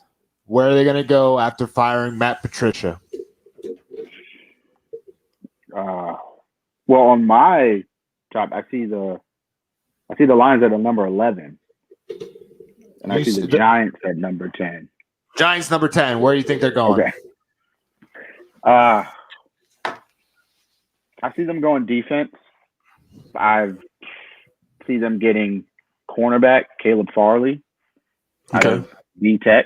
Can't remember the last time the Giants had other than Webster at cornerback years ago. Farley is that pick for them at cornerback. Giants grabbing Farley. I like it. I'm going to say this is a spot where they could legitimately choose a wide receiver because Sterling Shepard, he's good, but he's more of a 2 receiver, and you need a dominant number 1 receiver. I'm not saying Jamar Chase is going to fall down here because I think he's going to be picked up by somebody. Like everybody wants a wide receiver. Is he going in the top 10, you guys? Jamar Chase? Yeah, absolutely. Yeah. I think there's a possibility to go top 5, like depending on how stuff shakes out. Wow. Yeah, someone's going to take him. Wow. But Devonta Smith is still out there. You still got Jalen Waddle. This is a spot where they could absolutely need a wide receiver where they believe, hey, this guy is going to be a number 1 receiver. He's going to fill in above Sterling, but he's going to take over that spot. Slayton can bump down to 3, or they can kick him out. I mean, literally, I tweeted last night. Did anybody see how he didn't stay in bounds on that beautiful wheel route? That was awful how he didn't stay in. I literally tweeted, I was like, oh, okay, Slayton, you used up your one route and couldn't stay in bounds. Great job. Thanks. That's why I benched you. They need a receiver, and I think that they could definitely reach for one here. That's what I think. I wouldn't hate it. They're not deep at receiver. It's just not a deep space. They need to get rid of Golden Tate. Shepard's always hurt. Shepard's always hurt. Always. And yeah, Darius Slayton's the guy, quote unquote, right? Like the next man up, really. Like what you're excited for, down the road and whatnot, right? It doesn't flash too bright for me. So nope, not at all. Yeah, I'll take a receiver there. I have no problem with that.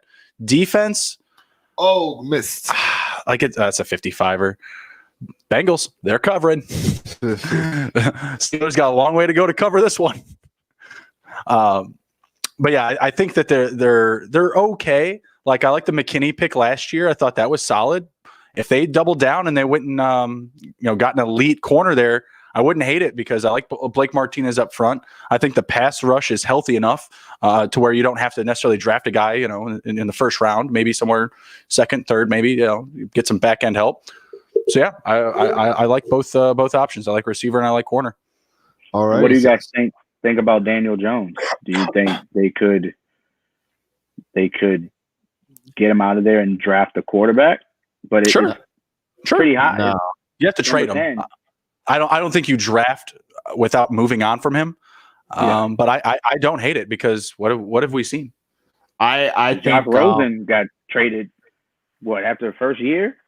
Oh, that was a worse scenario, but this is kind of getting to that. Like he's on his way to Josh Rosen territory. You know what I mean? Like he's well on his way. He showed a couple of flashes, a couple of bright spots with his legs this year, but that's not always the bright spot you want to see from your quarterback you took with top 10 pick. Okay, so I got a little bit of theory on this. So what you got? Everybody's expecting Daniel Jones to be like a franchise quarterback. I do not think that he's a franchise quarterback in the terms of Lamar Jackson, Patrick Mahomes. Yeah, I think he's more of the ilk of Alex Smith.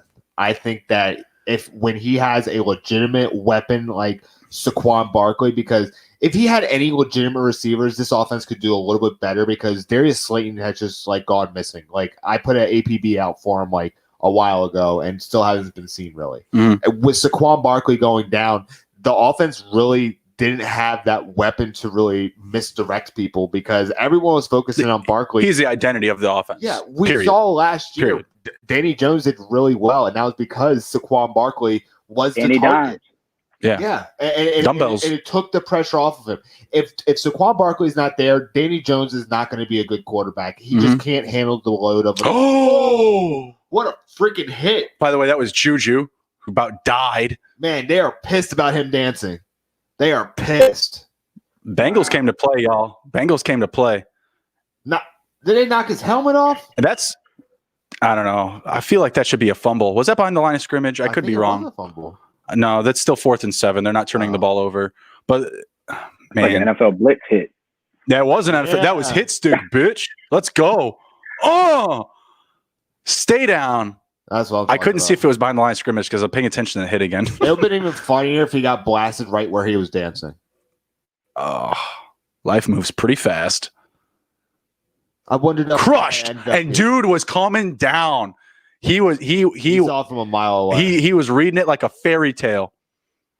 Yeah, but getting back to our point, I don't think that Danny Dimes can handle the load of an offense. He needs to be a background player in the offense for sure. The problem is game manager. I can't give him that because he's not doing well. He's fumbled in almost every game, so he needs to definitely fix that issue before we can really start saying he's more towards Alex Smith. But we definitely know that he's not a dominating quarterback. Colt McCoy beat the Seattle Seahawks, guys. That was incredible. Come on.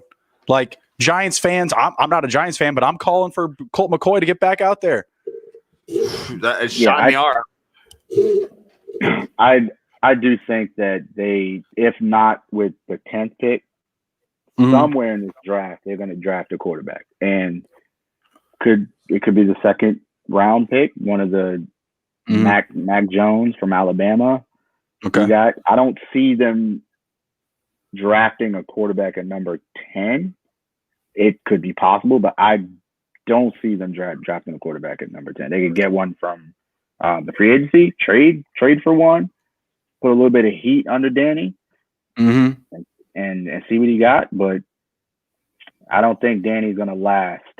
I think they need to make him compete. I agree with you. Yeah. Bring in a backup to make him compete, draft somebody. But honestly, like if they find their guy right there, I wouldn't hate it. And who's the head coach now? Joe Judge. He did not draft Danny Dimes. No. But for me, I believe you know how that goes. For me, if I was in Joe Judge's spot, is like I gotta have one more year of him. I gotta see one more year with Saquon Barkley healthy. Maybe give him another option in the passing game that can help him. But I got to see one more year because this year was wacky as shit. It was. With Saquon going down. It really didn't give us a good look on how we have imagined the offense going this year. So that's just how I feel about it. Yeah. So that rounds up our mock draft for the top 10. Leo's going to be dropping one later this week, and I'm pumped about it. Yeah, we're doing. I'm excited. 11 through 20, is that right? 11 through 20, I think, or 11 through 21. Yeah, I think it's 11 through 20, 11 through 21, whatever. All right. Whatever Leo wants to do, he's going to give it to me. We're going to drop it. We're going to make it hot. Follow it. I'm going to hurry up before the draft gets jumbled again. If the Bengals win, going to be craziness. Yeah, absolutely. That'd be crazy. So Did you want to get into the game reviews? Or Do you want to stick around for that, Leo? Yeah, I'll stick around. All right, cool. Sounds good. Let's jump into it. We got 49 seconds left in the first quarter. We're just going to take it to halftime still, so we'll get as many games in as we can, and we'll touch on some news from each matchup, that highlights a certain team that's got something going on. all right, so we're just gonna go backwards. Yep. So Cleveland Browns 20-6. They covered. They covered. Not really too much to talk about. Nick Chubb did score a touchdown. Someone did ask me if he was going to beat DeAndre Swift's stat line. I said yes. I thought he was going to get more yardage. But with the 2 touchdowns, DeAndre Swift really set the bar really high. Mm-hmm. So sorry about that bad call. But Baker Mayfield, almost threw 300 yards. Colt McCoy, he was only sacked once, which is kind of incredible considering how many changes have happened on the offensive line for the Giants. He threw too many yards, though, Nick. I had the under on Colt McCoy. Seemed like it should have been easy. It was like 180 yards or something like that. Oh, the Cleveland Browns were letting the Giants definitely drive me nuts. Fall forward 3 yards. Mm-hmm. It was kind of embarrassing. I was kind of like, what's going on? But Colt McCoy could not put anything together. Like the first 2 drives, I was like, man, this drive is just showing everybody why he's just a backup quarterback. Like he's only good for 1 to 2 games, not even against the top tier teams. And against the Browns, most years this would be a cupcake game for him probably, but it's not. And the Browns are a lot different. They came out to play and they took it to him. And that's about it. Leo, do you have any thoughts on this game? I was impressed with the Browns. This whole season I'm impressed with them. I believe that Stefanski is the coach of the year. He should get it. Definitely get coach of the year. Mm-hmm. Look at the Browns the past 12 years. They've been abysmal. Yeah, abysmal. I think that the Browns are coming up in the league right now. I'm really proud of them. Their Cleveland Twitter has been really awesome. They're really pumped about their team. I'm just glad that those people are finding happiness from their team because, man, honestly, I didn't understand how they made so much money for being so bad, but it's because those fans are so passionate. And I'm glad that they're starting to see some success, starting to see a real team instead of trying to get draft capital or talking about a quarterback or something. Missing on every bit of their draft capital year after year after year. And now they're starting to hit, and it's just now they're talking about a playoff spot. Now it's okay, what 1 or 2 pieces do we need to really push us over the edge? And I'm just proud of them. That's all. It was just a really easy game for them. They didn't really put the pedal to the metal because they got out 13-3 after the second quarter, so they didn't really have to push too hard, and they just kind of won the game. So that was what it was all about. Yeah, Baker's really coming along. I like Rashad Higgins as an ad in fantasy. Rashad, like him a lot. He's only 21% owned, so it's likely that he's on your waivers, and I think he's going to be a solid stash going into these last couple of weeks here. You got some big guys like Mike Thomas out. We've seen some other guys hit COVID lists. So if you need a wide receiver, give me some Rashad Higgins, 21% owned. All right. So next game, let me pull this up. Next game, Kansas City versus New Orleans. Yikes. Yeah. So for me, the one thing that I had seen from Drew Brees, I mean, he really seemed off. He seemed like his arm wasn't strong enough to actually throw the ball to where he needed it to go. It always seemed 2 or 3 yards short. And their offense wasn't exploding enough. Even Alvin Kamara, he was still having a little bit of trouble. Let me see his line. I think his first completion was to Taysom Hill. Yeah.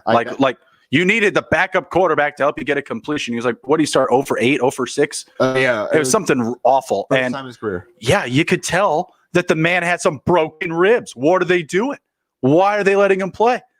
How bad do you want the conference? Really, how bad do you want to get ahead of the Packers, who are just going to win anyways? I still think the Packers are better, but at the same time, the Saints, they're hobbled. Breeze, now Mike Thomas. You know what I mean? Let Breeze sit. The production was there. He was this close to making it to my sit list, and I didn't do it because I knew he was going to be an asshole and throw 3 touchdowns. I mean, Kamara. The rushing attack is not there at all. A total of 60 yards through 3 running backs. It's just not there at all. And even the passing, like these guys are getting 1 touchdown, but here are the lines: 3 receptions, 40 yards, 1 touchdown for Alvin Kamara. 2 receptions, 26 yards, 1 touchdown for Latavius Murray. 2 receptions, 29 yards for 1 touchdown. Little Jordan Humphrey. And then Emmanuel Sanders had 4 for 76, but like one of that was on a 51-yard pass. So it's just like it's so much dinking and dunking, and honestly, like this was not the team to be able to win against. And honestly, I think Taysom Hill probably would have given you a better chance just because he would have given a little bit more like misdirection to keep them off balance. And with Drew Brees, he's a pretty much a known entity. Like they know what they're going to get, and he's only getting older. So his dinks and dunks, like worse. You said. Yeah, it was a bad play call. It was a bad coaching call from Sean Payton, and especially considering how many years he's been in the league. Dude, you should have just played the kid, man. Yeah, I don't get it. And Taysom Hill is his guy. Like he is Sean Payton's his son. Guy. Yeah, exactly. Kyler Murray treatment for sure. Like I don't understand it. Like we've been saying this could be Breeze's last hurrah, riding off into the sunset, maybe with the Super Bowl, maybe not.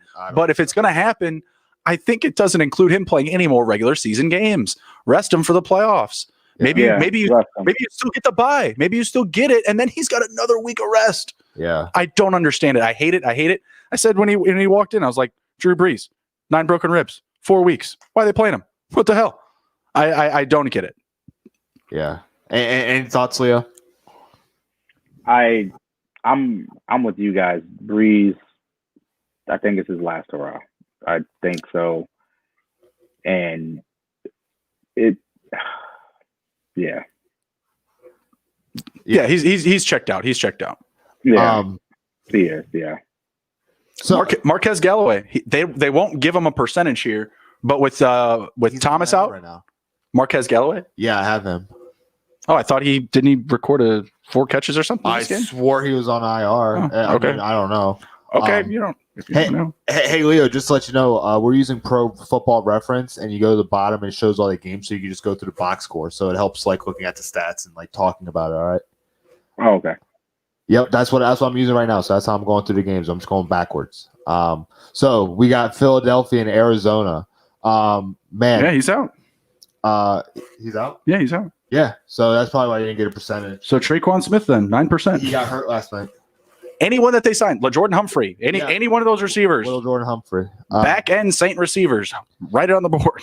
Interesting fact about Little Jordan Humphrey. The reason why his name was Little Jordan is because his mom let his older brother name him, and his older brother would name him Michael Jordan, and his mom said no, we'll do Little Jordan. So that's how it came up, Little Jordan for the first name.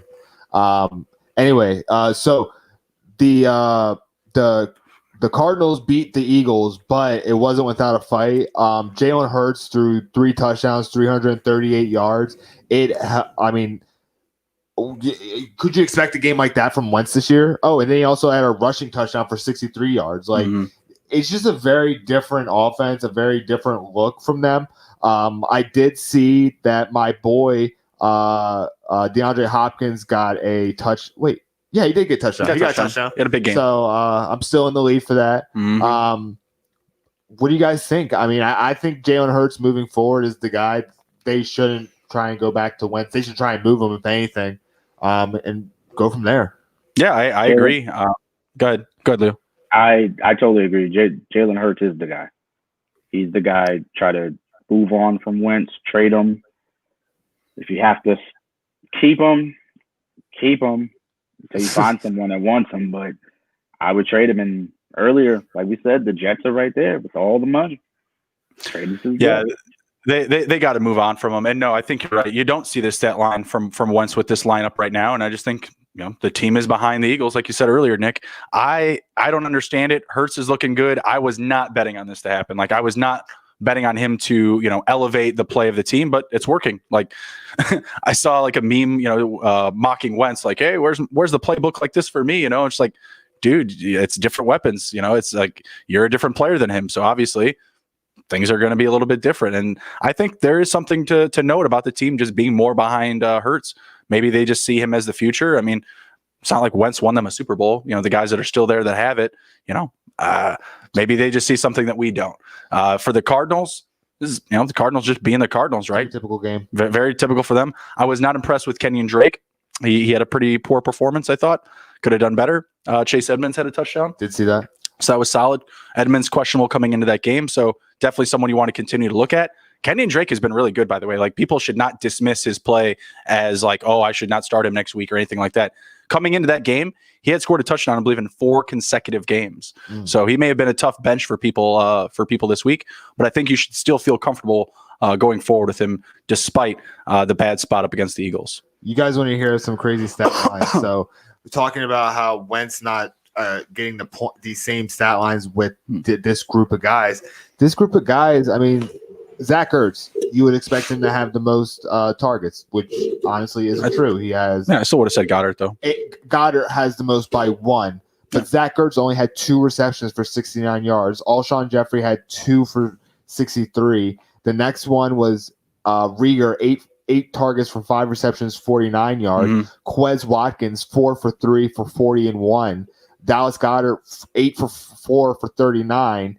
And then after that is Travis Fulgham with 2 for 30. So it's just like these guys, like he's literally playing with plumbers. Hurts is playing with plumbers and having big NFL quarterback numbers. So I've been impressed with him, to be completely honest. What do you think about adding Zach Ertz to that Jets trade? Package Wentz and Ertz to the Jets. I mean, that's a lot of money to be taking on from 2 players, but they got it. I mean, if you're gonna do that, like, they don't have a tight end. I don't know. Yeah, I mean, Chris Herndon is a joke. Please get him out of. Like, they don't have one. They don't have one. So. Yeah, Chris Herndon is a joke. And go ahead, Leah. That sounds tempting. Like, that sounds really good. With that number 7 pick, you don't have to trade. You don't have to trade any second round or third round picks, and they still have a second pick in that draft. And the Jets still could get pieces with the 7th pick. So it's gonna be, if you're gonna do that, it's gonna be the 7th and Ertz and Wentz going for the 2nd, and they got to throw somebody on there. Who the hell would they throw on there? Who, the Jets? Yeah. I don't know. You can't just trade picks for probably 80. I bet there's someone. I bet there's someone they're making money that shouldn't be making money. I don't know. DJ Mosley, is he still with the Jets? Yeah, he had to sit out. So there you go. That's a great one. They need a linebacker. You know what? Throw him in there. We got a trade right here. Oh, throw like a 3rd and 4th. We're cooking. We're definitely cooking. You know what? We should be GMs. We should just have like a GM show where we just talk trades all day. Mark it now. If we see this trade during the draft, we thought of this trade. So if we see this, like, you know what? We need a Philly. We need a cut. We need something. Something. Just Philly ain't handing it out. That's for sure. They're handing out horse shit.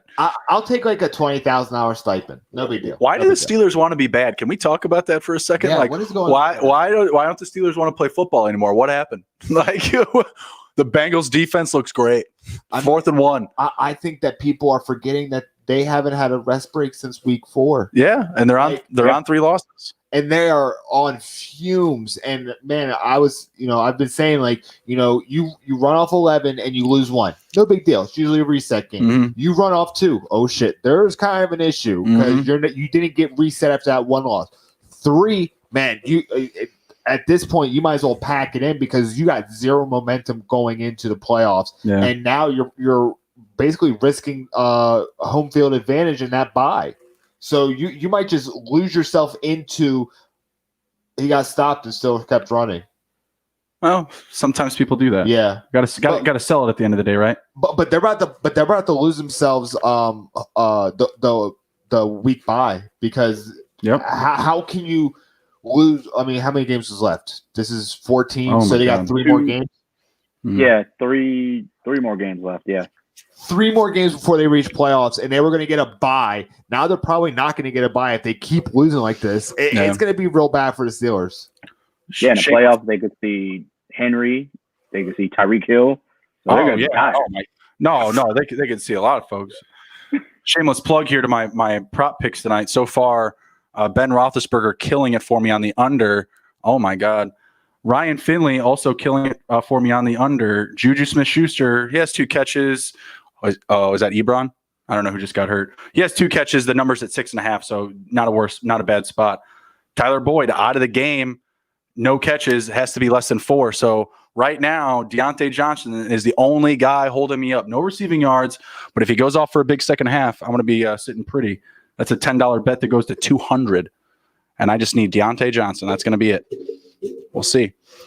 Yeah, Ben is full road Ben though, so I don't know if I should be counting those eggs before they hatch. It's going to be a tough ask, but I feel like we'll get a better team in the second half. We'll see. That's typically how it goes. I don't know, man. They look really tired. Well, the Rams looked piss poor in the first half yesterday too, and they still rattled off. They were trying. they wanted to get back in it. All right, so they didn't lead the whole game. Yep. So the next game, Jets beating the Rams 23-20. And here we are. Let's kind of I kind of want to see like what went wrong. 3 sacks. That kind of messes up. It's not a world beater, but it's not good. It's not good. And then Ty Johnson, he got a touchdown. So there's only 1 touchdown thrown from Sam Darnold. What? I don't understand. Just the defense. Jared Goff getting his own way. I mean, you know who killed him? Freaking Frank Gore. 29 attempts, 59 yards, and 1 touchdown. Frank Gore's the man. Frank Gore was trying to get Trevor Lawrence. He was doing his job. Frank Gore did nothing wrong. He did everything he's been doing every single week. Just doing his job. Just trying to lock in Trevor Lawrence for Jets fans. Like, what more can you ask out of Frank Gore? Nothing. Right. He was trying. Everybody else didn't do their job, but Frank Gore did his job. And then Cam Akers, he didn't get really rolling. He got 15 for 63. Yeah, he has a high ankle sprain. Looks like he's going to be out this week. Oh God, Cam. What is this? Yeah, it's rough. Robert Woods, he had 8 targets for 6 receptions, 56 yards and a touchdown. Mm-hmm. Tyler Higbee 5 for 4 for 67.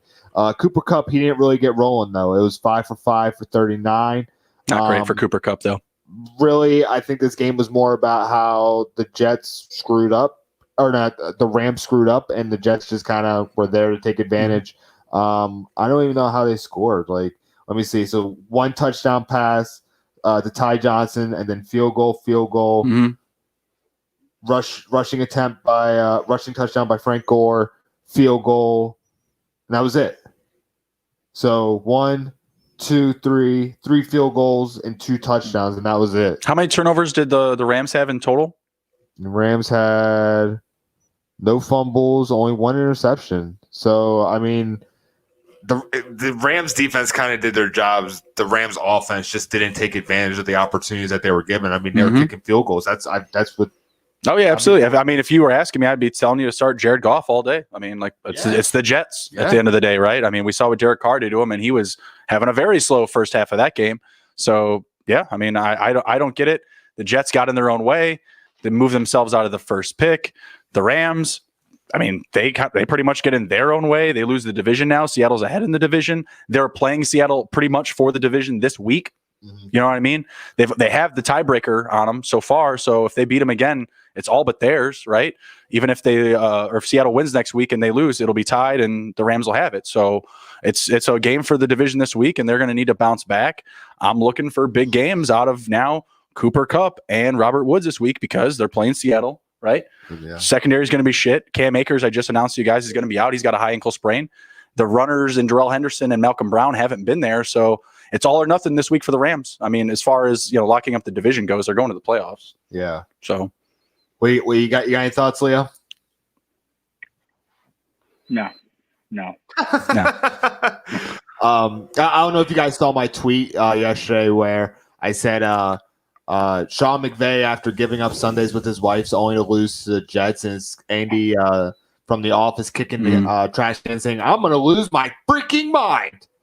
Yeah, I mean, I kind of see him as like that because they just kind of the same personality, but I mean, that's frustrating. Like, I know how hard Sean McVay prepares. Like, he does nothing but breathe football. Mm-hmm. And it's just unfortunate that he lost against the Rams. It's kind of like Ryan. You beat Bill Belichick, and then you lose to Adam Gase. Yeah. What is wrong with you, Sean McVay? Like, what did Bill say to him that just fucked with his head? Like, Bill must have smacked him on the ass or grabbed him a little bit or something, because Sean McVay was a little bit too high on himself playing up against the Jets. Like, I don't understand. Like, you have all the weapons in the world on that offense. Go attack. Like, come on, get it together. I hated all of it. All well, right. I was watching NFL Game Day, and I heard Belichick tell him that he game planned really well and he beat our ass. Great job.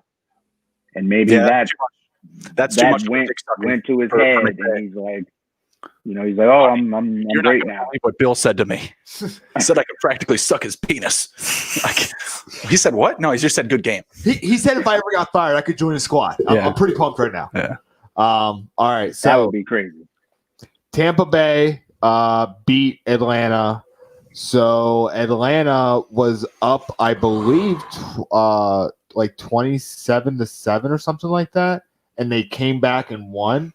And just typical Atlanta Falcons fashion. Like, what the F? Like, it's just what they've been doing since the Super Bowl, up against the Patriots. 24-7, sorry. Yeah. It's just what they've been doing. I mean, they've done it this year. They did it to my Bears. They've done it to multiple other teams, 14, 20-point plus leads. Like, it's just who they are. It's like their identity this year. They're just losers. Like, they can't put 4 quarters together. They just can't do it. What about your boy Matt Ryan though? 356 yards, 3 touchdowns. He is not my boy, and I would have not have said that he would have done that in that game. I would, going into that game, I would have not have said to start Matt Ryan, because the Buccaneers defense has been pretty solid. Yeah. I was saying to start Tom Brady and to start Antonio Brown, because the Falcons secondary gives up a ton of points and yards to those guys. And rightfully so. The Buccaneers did come back and they got it done. Like, the better team won at the end of the day, in my opinion. But there's still a lot of questions on both sides. What is it with Road Ben? What is it with this guy? He's so ugly. He's dancing at the 40-yard line. Let's go. No flag. Let's go. Let's go. You gotta throw a flag on that. Let's brawl it out. Let's brawl it out. Oh, this dude's sitting on the Bengals bench. I love it. Ruthless. Oh, I'm sorry. No, that's the Steelers bench. I'm sorry. That's going great. I love it so much. Oh, it's perfect. Ben, you are not helping me out with the Deontay Johnson prop, though. Come on, brother. Help a guy out. He's not the same Ben. On the road. And you know what? Cincinnati's not that far from Pittsburgh. I'm sorry. Like, geographically, this still doesn't make sense to me. I don't get it. I don't get it. You got any thoughts on the game, Leo? About Tom Brady coming back against Atlanta? It's typical Atlanta. Like you said, it's typical Atlanta. It's typical Matty Ice giving up. They gave up a lead in the Super Bowl. Now they're giving up a lead to the Buccaneers. I think it's just Tom Brady is the curse of Matt Ryan, and he'll never live him down. I mean, the Buccaneers. He says before these comebacks, because whatever he's saying, he's able to get whatever he wants. He just looks down and just the world is his oyster and just throws whatever he wants and wins the game. It's incredible. Did you see that meme where it shows Tom Brady? It shows Tom Brady. He's just really somber. He's on the bench and he's just kind of got his head down like this. And the meme says and it shows photos, a photo of him at the Super Bowl while the Falcons are up, and it shows another one of this past Sunday up against the Falcons while the Falcons are up, and he just looks completely out of it. The tagline says, "If you see Tom Brady like this, run. You're in fucking trouble." Yeah. He's a beast. I don't get it. I was loving it. It's just over. But the one thing I did like was Mike Evans, Antonio Brown, and Chris Godwin, all 8. And that was impressive. I mean, those are 3 receivers. Antonio Brown had 93 yards and Mike Evans had 110. That's a perfect game to me for Tom Brady, is getting those 2 guys fed, getting them some yardage. Yep. If one of them scores, it's a good game. So I think he's starting to find his stride, and it's freaking December, and it's a problem for Tom Brady and the rest of the league.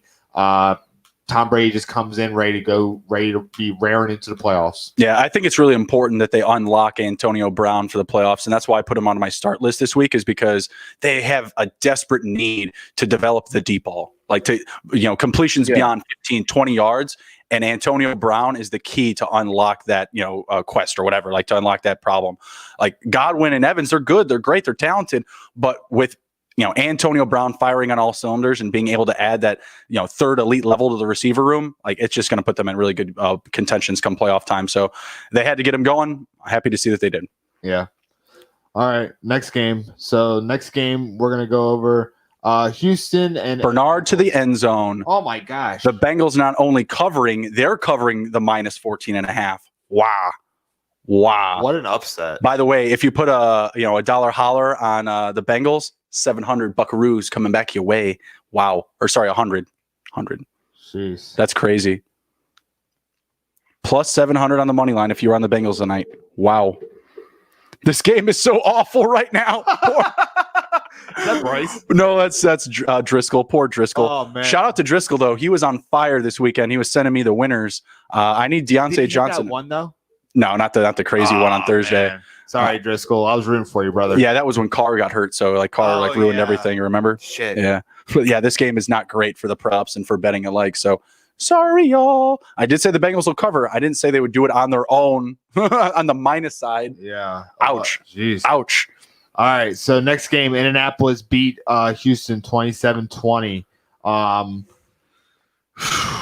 Deshaun Watson, he's trying his fucking hardest, but god dang, man, Houston got to get a line. Like that's been a problem since the start of their existence. Oh, yeah. Derek Carr, or not Derek, is it Derek Carr? No, David Carr. David. Sorry, I always get freaking confused. I do that too. It's the D's. It's their parents' fault. It's not ours. David Carr took a beating. He got like 160 sacks within like his first 2 seasons. Mm-hmm. You fall apart like that, and you really can't move anywhere. It's a shame because they traded that pick for Laramie Tunzel, where now the Dolphins are sitting pretty. The rich getting richer in the first round. They're sitting there with Laramie Tunzel going like, hey, bro, remember, we don't allow sacks. Yeah. That's why we bless it. Yeah, it's a terrible situation down there. They interviewed Jim Caldwell. Good for him. Is that the answer? You know what? He was a lot more successful than Matt Patricia in Detroit. True. I will take anybody besides Matt Patricia, Bob, or Adam Gase. Ooh. Get me a body in there. Yeah, there was Driscoll. He just said he got the 500 this weekend. Hell yeah. Ba-bang. Driscoll. He watched us take it to the Hizzy. I'm not saying we're bleeding off on him, but we got some knowledge. We're with it. We collaborate. We collaborate. It's good stuff. Well done, Jake. So Philip Rivers, with his toe being hurt and stuff like that, they're doing a really good job keeping him upright. He only took 1 sack, but he's only thrown 228 yards. So really, they're kind of leaning on Jonathan Taylor, who, as they should, seems to have gotten LASIK and sees a lot more holes. And I'm very glad that he's basically rewritten the narrative. Now I'm kind of like, okay, that's out the window. Screw that. He's a legitimate running back now. I'm glad to see that from him. Did he get a touchdown this week? He did. 16 attempts, 83 yards, and a touchdown. I wanted to put him on the start list, but there just wasn't enough room. Yeah. I wanted to, but I couldn't do it. I think he's going to be a great pick for next year. I'm not going to say first round, but I'm going to say maybe not if Naeem Hines is still there. 4th to 7th. Yeah, that'd be a good range for him. Chad Hansen still viable after coming back from the practice squad. 3% owned still. 3% scored. So, you got anything on this game? I mean, I just feel bad for the Houston Texans. They're just, because of the head coach, just literally ruined that team. Trading DeAndre Hopkins for nothing. I feel like they're going to give him a consultant job next year. Not let him coach or anything. We'll just be like, hey, man, we know no one's going to hire you, but thank you so much. It's just gonna be a consultant. Sit down in a chair, just smile. Don't talk to anybody, but we'll give you money for a job. The Texans have so many holes, but it's their next pick is the 3rd round. It's dude, it's the league should look at stuff like that and be like, no trade. That cannot happen. Because are you serious right now? No. There's no veto button in the NFL, unfortunately. It's not the NBA where you can prevent Chris Paul from going to the Lakers,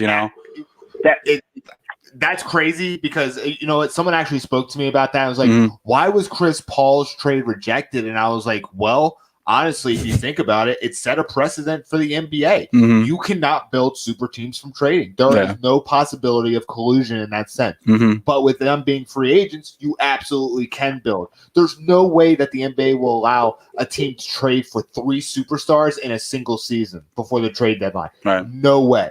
They will, but they will allow 3 superstars to go into a team together. But that's because it's basically the illusion of free will.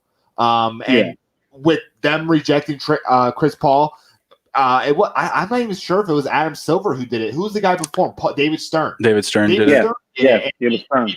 That is not an Adam Silver move. Yeah, he basically told them, like, there's no way you can trade. There's no way you can trade for a super team. And now teams are built on free agency, and that's what we see in the NBA these days. But the NFL, it's way different. Mm-hmm. I think it's I don't know why they allowed him to do that. I think it's because they really wanted to see how bad someone could really mess up a team. I mean, he probably set them back probably 5 to 7 years, and they got Deshaun Watson literally in the prime of his career. Honestly, if I was Bob McNair and I kind of saw next year go completely south again with Deshaun Watson, I'd pull him in the office like, Deshaun, I really do appreciate what you're doing here, but I think we're just going to punt everything and just let you go somewhere else to compete because you're not going to win here. Like, it's just really bad. Yes, I don't know the Jets. Everybody's going to the Jets next year. They just got so much cap. They're going to sign everybody. They're going to give up all their picks. They're not even going to draft anybody. Going to this game, I like Deshaun Watson in Pittsburgh after Ben Roethlisberger. Yep. You want to keep that team rolling at an elite level. We talked a lot this year about like the comeback player of the year, like Deshaun Watson there after Ben left. I think that'd be really solid. But they've saved Big Ben's back next year, so it's gonna be tough. He could be the Cordell Stewart in Pittsburgh, just like he was in Pittsburgh. Oh, he would be. Oh, yeah, the Hall of Fame version. Yeah, that'd be wild. Deshaun Watson is not a runner. Cordell Stewart was his nickname was Slash because he played quarterback, wide receiver, running back. Not for the Bears. Not for the Bears because he was like 30-something years old. But when he was younger, I remember he played like everything for the Steelers. Yeah. And Deshaun Watson definitely doesn't have that kind of elite speed like that. Like, he is mobile, but he's like Russell Wilson mobile. Yeah, I mean, but he's a guy that is going to threaten 500 rushing yards every year, though, as a quarterback. I definitely agree with that. Like, yeah, the numbers are there for him. But that's also because of the way Houston is, right? Like, he's always running for his life. He's always running for his life. So, like, you go somewhere where, he can actually play in the pocket, and then, maybe it's a little bit different. But I still see him as a very dangerous threat outside the pocket. Stay healthy. Stay healthy.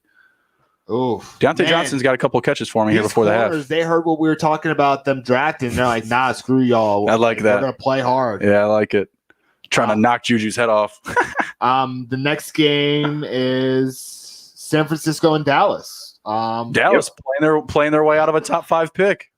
Ouch. Classic NFC East. Yep. They're a game out of the division lead, by the way. Yeah. They could literally come back in the division now. I heard a situation for the Giants where if the Giants win and the Washington football team loses, they clinch the division. Done. It's who? It's for the New York Giants. Uh-huh. I think if they win their game. Well, the football team's ahead now. Like they actually have a 1-game lead now. Oh. Yeah. Okay. I must have heard that wrong then. Because this week it's Dallas and Philly. Mm-hmm. Okay. So good. Can you click next game for the? Oh no, you don't have them up. Never mind. I was trying to think who the football team have on deck. Oh, is it? No, it's not the 49ers. Who is it? Right here. I'll pull them up. Who is it? Their next team. Their next opponent. Next game, Carolina.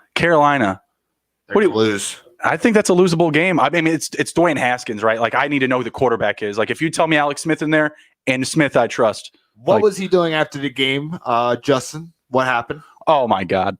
I mean, this is why I don't like this guy. Apparently, Dwayne Haskins was hosting a pseudo strip club in his home. Unbelievable. Like, you just lost, man. Like, go watch some tape. 2 interceptions. Like, you really need to be watching some freaking film. Go sit down, have some popcorn. Like if you have to, Ben Roethlisberger the situation. Like take care of yourself, but at the same time, watch some film. Like, what the hell? I saw the photo of him. He's got stacks in his hand and an ass in his face, and it's like, bro, this guy has literally shown nothing to me that since he's gotten to the NFL that he's nothing but distracted. When he was drafted, he showed his lock screen or whatever. It was a naked picture of his girlfriend. Now and then he also had the one where he wasn't actually out there for victory formation because he was taking a picture of his first win, like a dumbass. Yeah. Then he gets benched after basically telling all of his teammates, "Oh yeah, I'm doing so great. You see that? I'm the best. Did you see my box score? Ever. No, you threw 3 interceptions, but you freaking lost. Shut the hell up." That's why he was benched.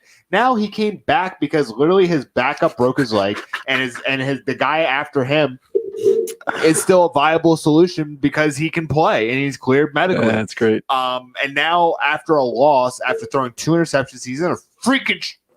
It's not your team. What's there to worry about? It's not your team. It's just because I was still a fan when he was drafted, and yeah, I know. That's why I'm so frustrated because I was like, "There's no way this guy's going to work out." You're moving on to greener pastures. Absolutely. Maybe dolphin green. I saw. There is a poll. I'm going to definitely make a decision soon. I might zig left while everyone says right. I don't know. I'm kind of just. I don't know. I saw Bills Mafia in there, and I felt like that was a good one too. But technically, you put up a second one, and I voted for the Bears on the second one. So I mean, if you're going to put the Bears in front of me, of course, I'm going to bite. I'm going to bite. So someone said, hit the Bears, and I was like, okay, I'll put the Bears on there, put the Browns on there. But yeah, I've definitely been thinking about it. But yeah, Dwayne Haskins is a freaking joke. Yeah. He's going to be the Josh Rosen of his draft. Driscoll was just saying he was just franchising. He was just sticking to the true nature of the club. Ordering strippers. Absolutely. It's just the culture there. It's just like forget about his stomach bug he had. Remember, he was out after he got benched. I got the stomach bug.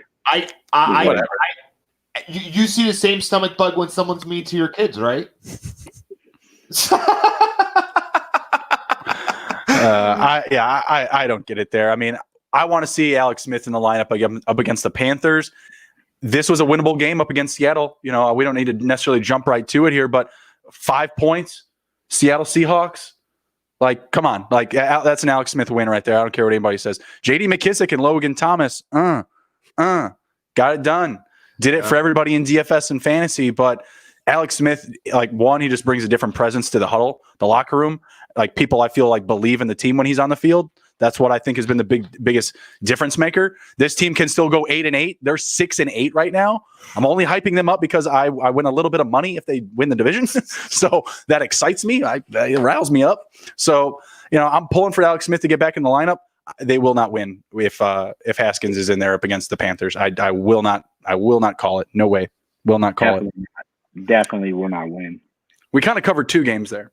We kind of did. Whatever. What we got next? We're gonna go Dolphins and Patriots. Dolphins, Patriots. Ding dong, the wicked witch, the wicked. So witch. to be fair, Tua was on my sit list and he got it done. He wasn't bad. The passing wasn't there. He needed to get the rushing touchdowns, and I think Ahmed actually had his second rushing touchdown overturned, which gave the second opportunity for Tua to steal one. So I kind of bit that one. All my other sits were rock solid. So he was like the best sit that I had mentioned. But we were missing all the firepower here still. Gesicki, Parker. Yeah. Obviously Williams has been gone for a while, but Jakeem Grant was getting it done for them, right? He was out. So Breida came in, did some things. Ahmed was the story of the day, in my opinion. Did you hear what happened though? I think either his grandmother passed away or his grandmother's in the hospital. Okay. And she told him that ball out, bro. Yeah, ball out. The first 100 rushing yard game for a running back in 2 years for the Miami Dolphins. Went out. Wow. Kalen Balazs was the last one. So shout out Sabin Ahmed. Hope everything's going well over there. But congratulations on your 100-yard game, man. It's a big accomplishment in this day and age of the NFL. Big plug and play guy for this coming week, right? 29% owned. He should be already owned in your leagues, but he's a guy that absolutely has to be filled up for sure. I was upset when he had the second touchdown taken away here. Leo, what did you think about the Patriots? I mean, Cam Newton, he's only thrown, 5 touchdown passes in 13 games? Well, what's up with that? I think the Patriots I think it's that year where they're like slowly downfall, and then the Browns are like going up. So it's weird. Right. You know what I mean? It's like, all right, the Patriots, since forever they've been making the playoffs. They've been doing good things. So it's like, 11 straight seasons in the playoffs.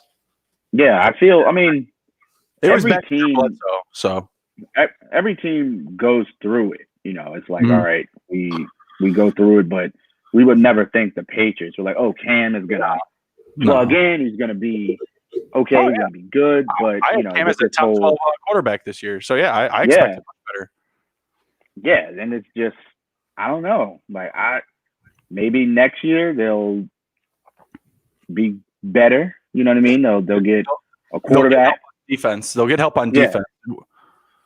I mean, they're going to get a lot of guys back that opted out. I think some guys are actually thinking about retiring. Completely understandable. Yeah, some of those guys are up there, right? Yeah, but they're going to get some guys back, and they are going to get a higher draft pick than absolutely normal. So yeah. Bill's got some things up his sleeve. I hope they don't use it on a wide receiver in the first round. They're not good at doing that. Yeah, don't do that. As of now, they have the 15th pick. As of today, they have the 15th pick. Holy shit! Could you see them going quarterback there? Kind of maybe give a little sneak peek to your next set of picks here. Could you see like a Trey Lance going to the Patriots? Yeah. I could, because his body of work to me mirrors an elite, Cam Newton. I could. I could see a Trey Lance going to the Patriots. I could see them picking actually, because the Patriots never pick. Like they would trade it out or trade something, but I see them grabbing a quarterback. I definitely see them grabbing a quarterback with this pick. Okay. You know what I think Bill is more Bill style? I think Bill is going to take Kyle Trask in maybe the second or third round. I was just going to ask you both to you guys if Wilson or Lance was there, who would you take? Because I feel like Zach Wilson, if he's available, that's a fit for Bill too. Yeah, absolutely. Wilson, his arm, I'll saw take him Wilson. across the body. Okay, incredible. Yeah, I agree. I mean, I honestly don't know. I I'm getting into the mocks a little bit as we've ended the fantasy season here. I compared yours to a few, and I've seen Zach Wilson going where you've even said like the Cowboys taking him, like around that space, and I've seen other places where he's gone in like the 15 to 20. So I would be really interested. Both of those guys there, I would go Wilson. And again, after Saturday against Bama, Trask they're like, you can do this against the SEC defense. Like, come on, like Alabama's top tier defense right there. Yeah, they could take Trask at 15. That's a big reach, but they could take him at 15. Bill doesn't reach, except on wide receivers. I was going to say N'Keal Harry. I see him waiting because I heard Mac Jones too of Alabama. He's like a third or fourth round pick. He could definitely go to. I like Mac. Yeah, I just see. There's those first round guys, but I see Bill definitely picking one of them off in those later rounds, just because he doesn't want to spend that capital. He has more holes on his team that he wants to fill, and he knows that he can definitely hit it right there. Yeah, he can do anything he wants on defense. Like he can add free agents, he can get unsigned guys on defense, no problem. I think they need weapons on offense.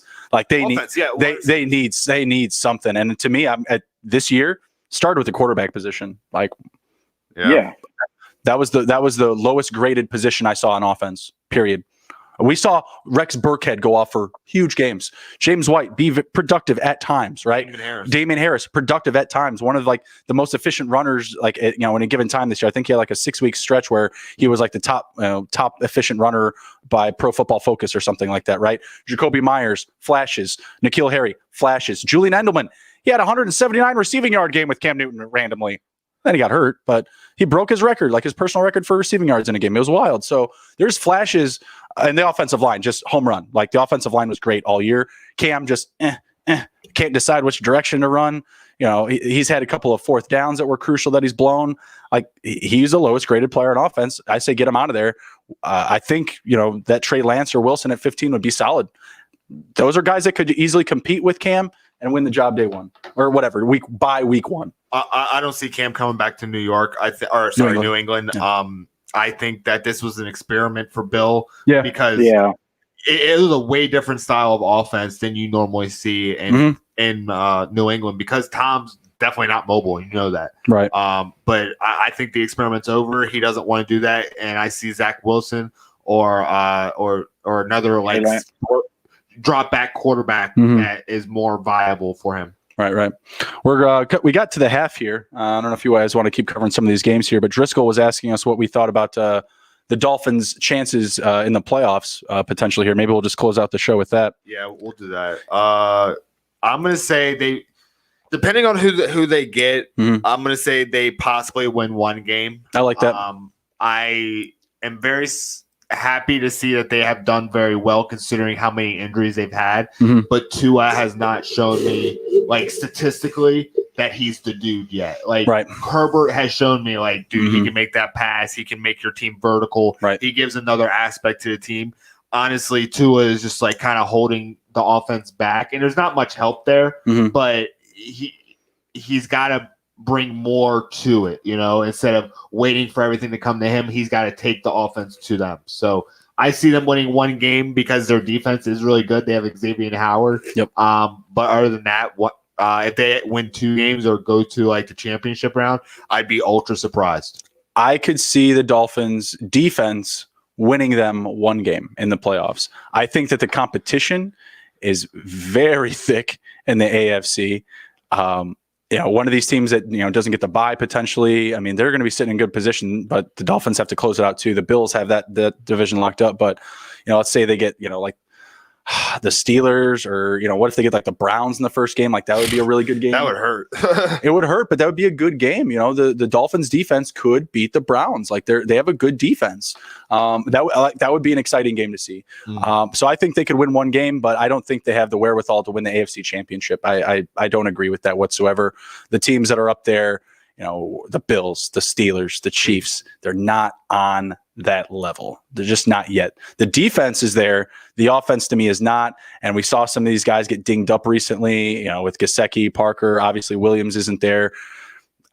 They're just a little too banged up. They're just coming in a little bit too hobbled. Really respect what they've done for the year. Xavier Howard, Defensive Player of the Year. Give it to me. What do you think, Leo? Yeah, I see the Dolphins winning one game, and it's depending on who they're playing. Like you said, if it's the Browns, that would be an awesome game. I think that would be fun. Yeah. Awesome game. But, I can't see them winning more than one game in the playoffs. Tua's good, but he needs waiting more he needs more receivers around him. He needs to get really comfortable. And, Miami did a great job last year going out in free agency, getting all those pieces to help build what they have now. But, a playoff win in Miami that's awesome. That's awesome. Yeah. You can build off that. Yeah, absolutely. First round opponent, maybe the Browns, the Titans, because it's going to be a wild card. It's going to be a wild card spot because the Bills already won the division. So let's just go through the AFC side. So I could see him beating the Ravens in the first round. Maybe the Titans, but I don't think they have the answer for Derrick Henry. No. I don't think no one has the answer for Derrick Henry. That guy's a train. Yeah. He's a train. He's something. I see them beating. I could see them upsetting Indianapolis just randomly. Yeah, I could see Indianapolis. I could see that happening. I could see that. I could see Indianapolis for sure. What do you think about the Steelers if they got matched up with them? Right now, we're seeing the Steelers lose to the Bengals. I think they would. I think they would upset the Steelers if they're matched up with them. They have a shot. It's not a good spot because one, you're playing in Pittsburgh. That's not great. That's not a good start. You're not getting road Ben. So that's not the greatest position. But you have leverage though on defensively. Like if you can force the Steelers to the run where they're now lacking depth with a banged up Connor, you can put yourself in position to be in that ball game. Absolutely. Yeah. You put the ball in Tua's hands. Tua can run. I don't know if they can. He can run. Yeah, I don't know if his legs bit me this week. Yeah, if the Steelers defense, if their backs was against, like if they're like, oh, we have to stop them. I don't think so. Well, as we've seen in this game too, Finley's running the RPO. Yeah, and it's working. You know what I mean?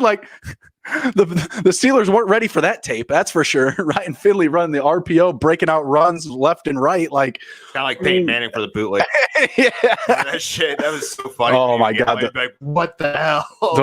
Those like crossover leg motions, they were too much for me. Like it was the slowest things I've ever seen. But yeah, like they're getting creative with it. Yeah, exactly. They're getting creative with it, man. Yep. All right, guys, we're going to be closing it down here. This was Take It to the Hizzy, number 85. Do you guys have anything to close it out with? Nope. We have the holiday show tomorrow, correct? Yep. So yeah, I mean, I'm just happy it's the holiday season. I hope everybody's having happy holidays with their families and trying to get through, whatever the world's doing these days. So happy holidays, and thank you all for watching, like always. Absolutely. You got anything, Leo? Nope, you're out. Oh, your audio's out. There you go. Your audio. Just start over. Your audio cut out there. Yeah, your audio's out again. Hold on. Maybe they probably died on them. That's okay. There you go. They died. Yeah. All right. One last try. Nope. No. All right. That's it. All right. So we'll be back tomorrow night for our football holiday episode. Take It to the Hizzy, number 86. We'll have Emron in the house. Happy birthday, Emron. Emron turned 31 today. Happy birthday, sir. Hope you enjoyed the weekend and had an awesome day. So we'll be back tomorrow with him for our holiday episode. And we'll also be back Wednesday night for fantasy basketball. Take It to the Hizzy, number 87. Me and Blake will be hosting that one. So look out for that. Take care. Be well. We'll see you next time. See ya. Yes.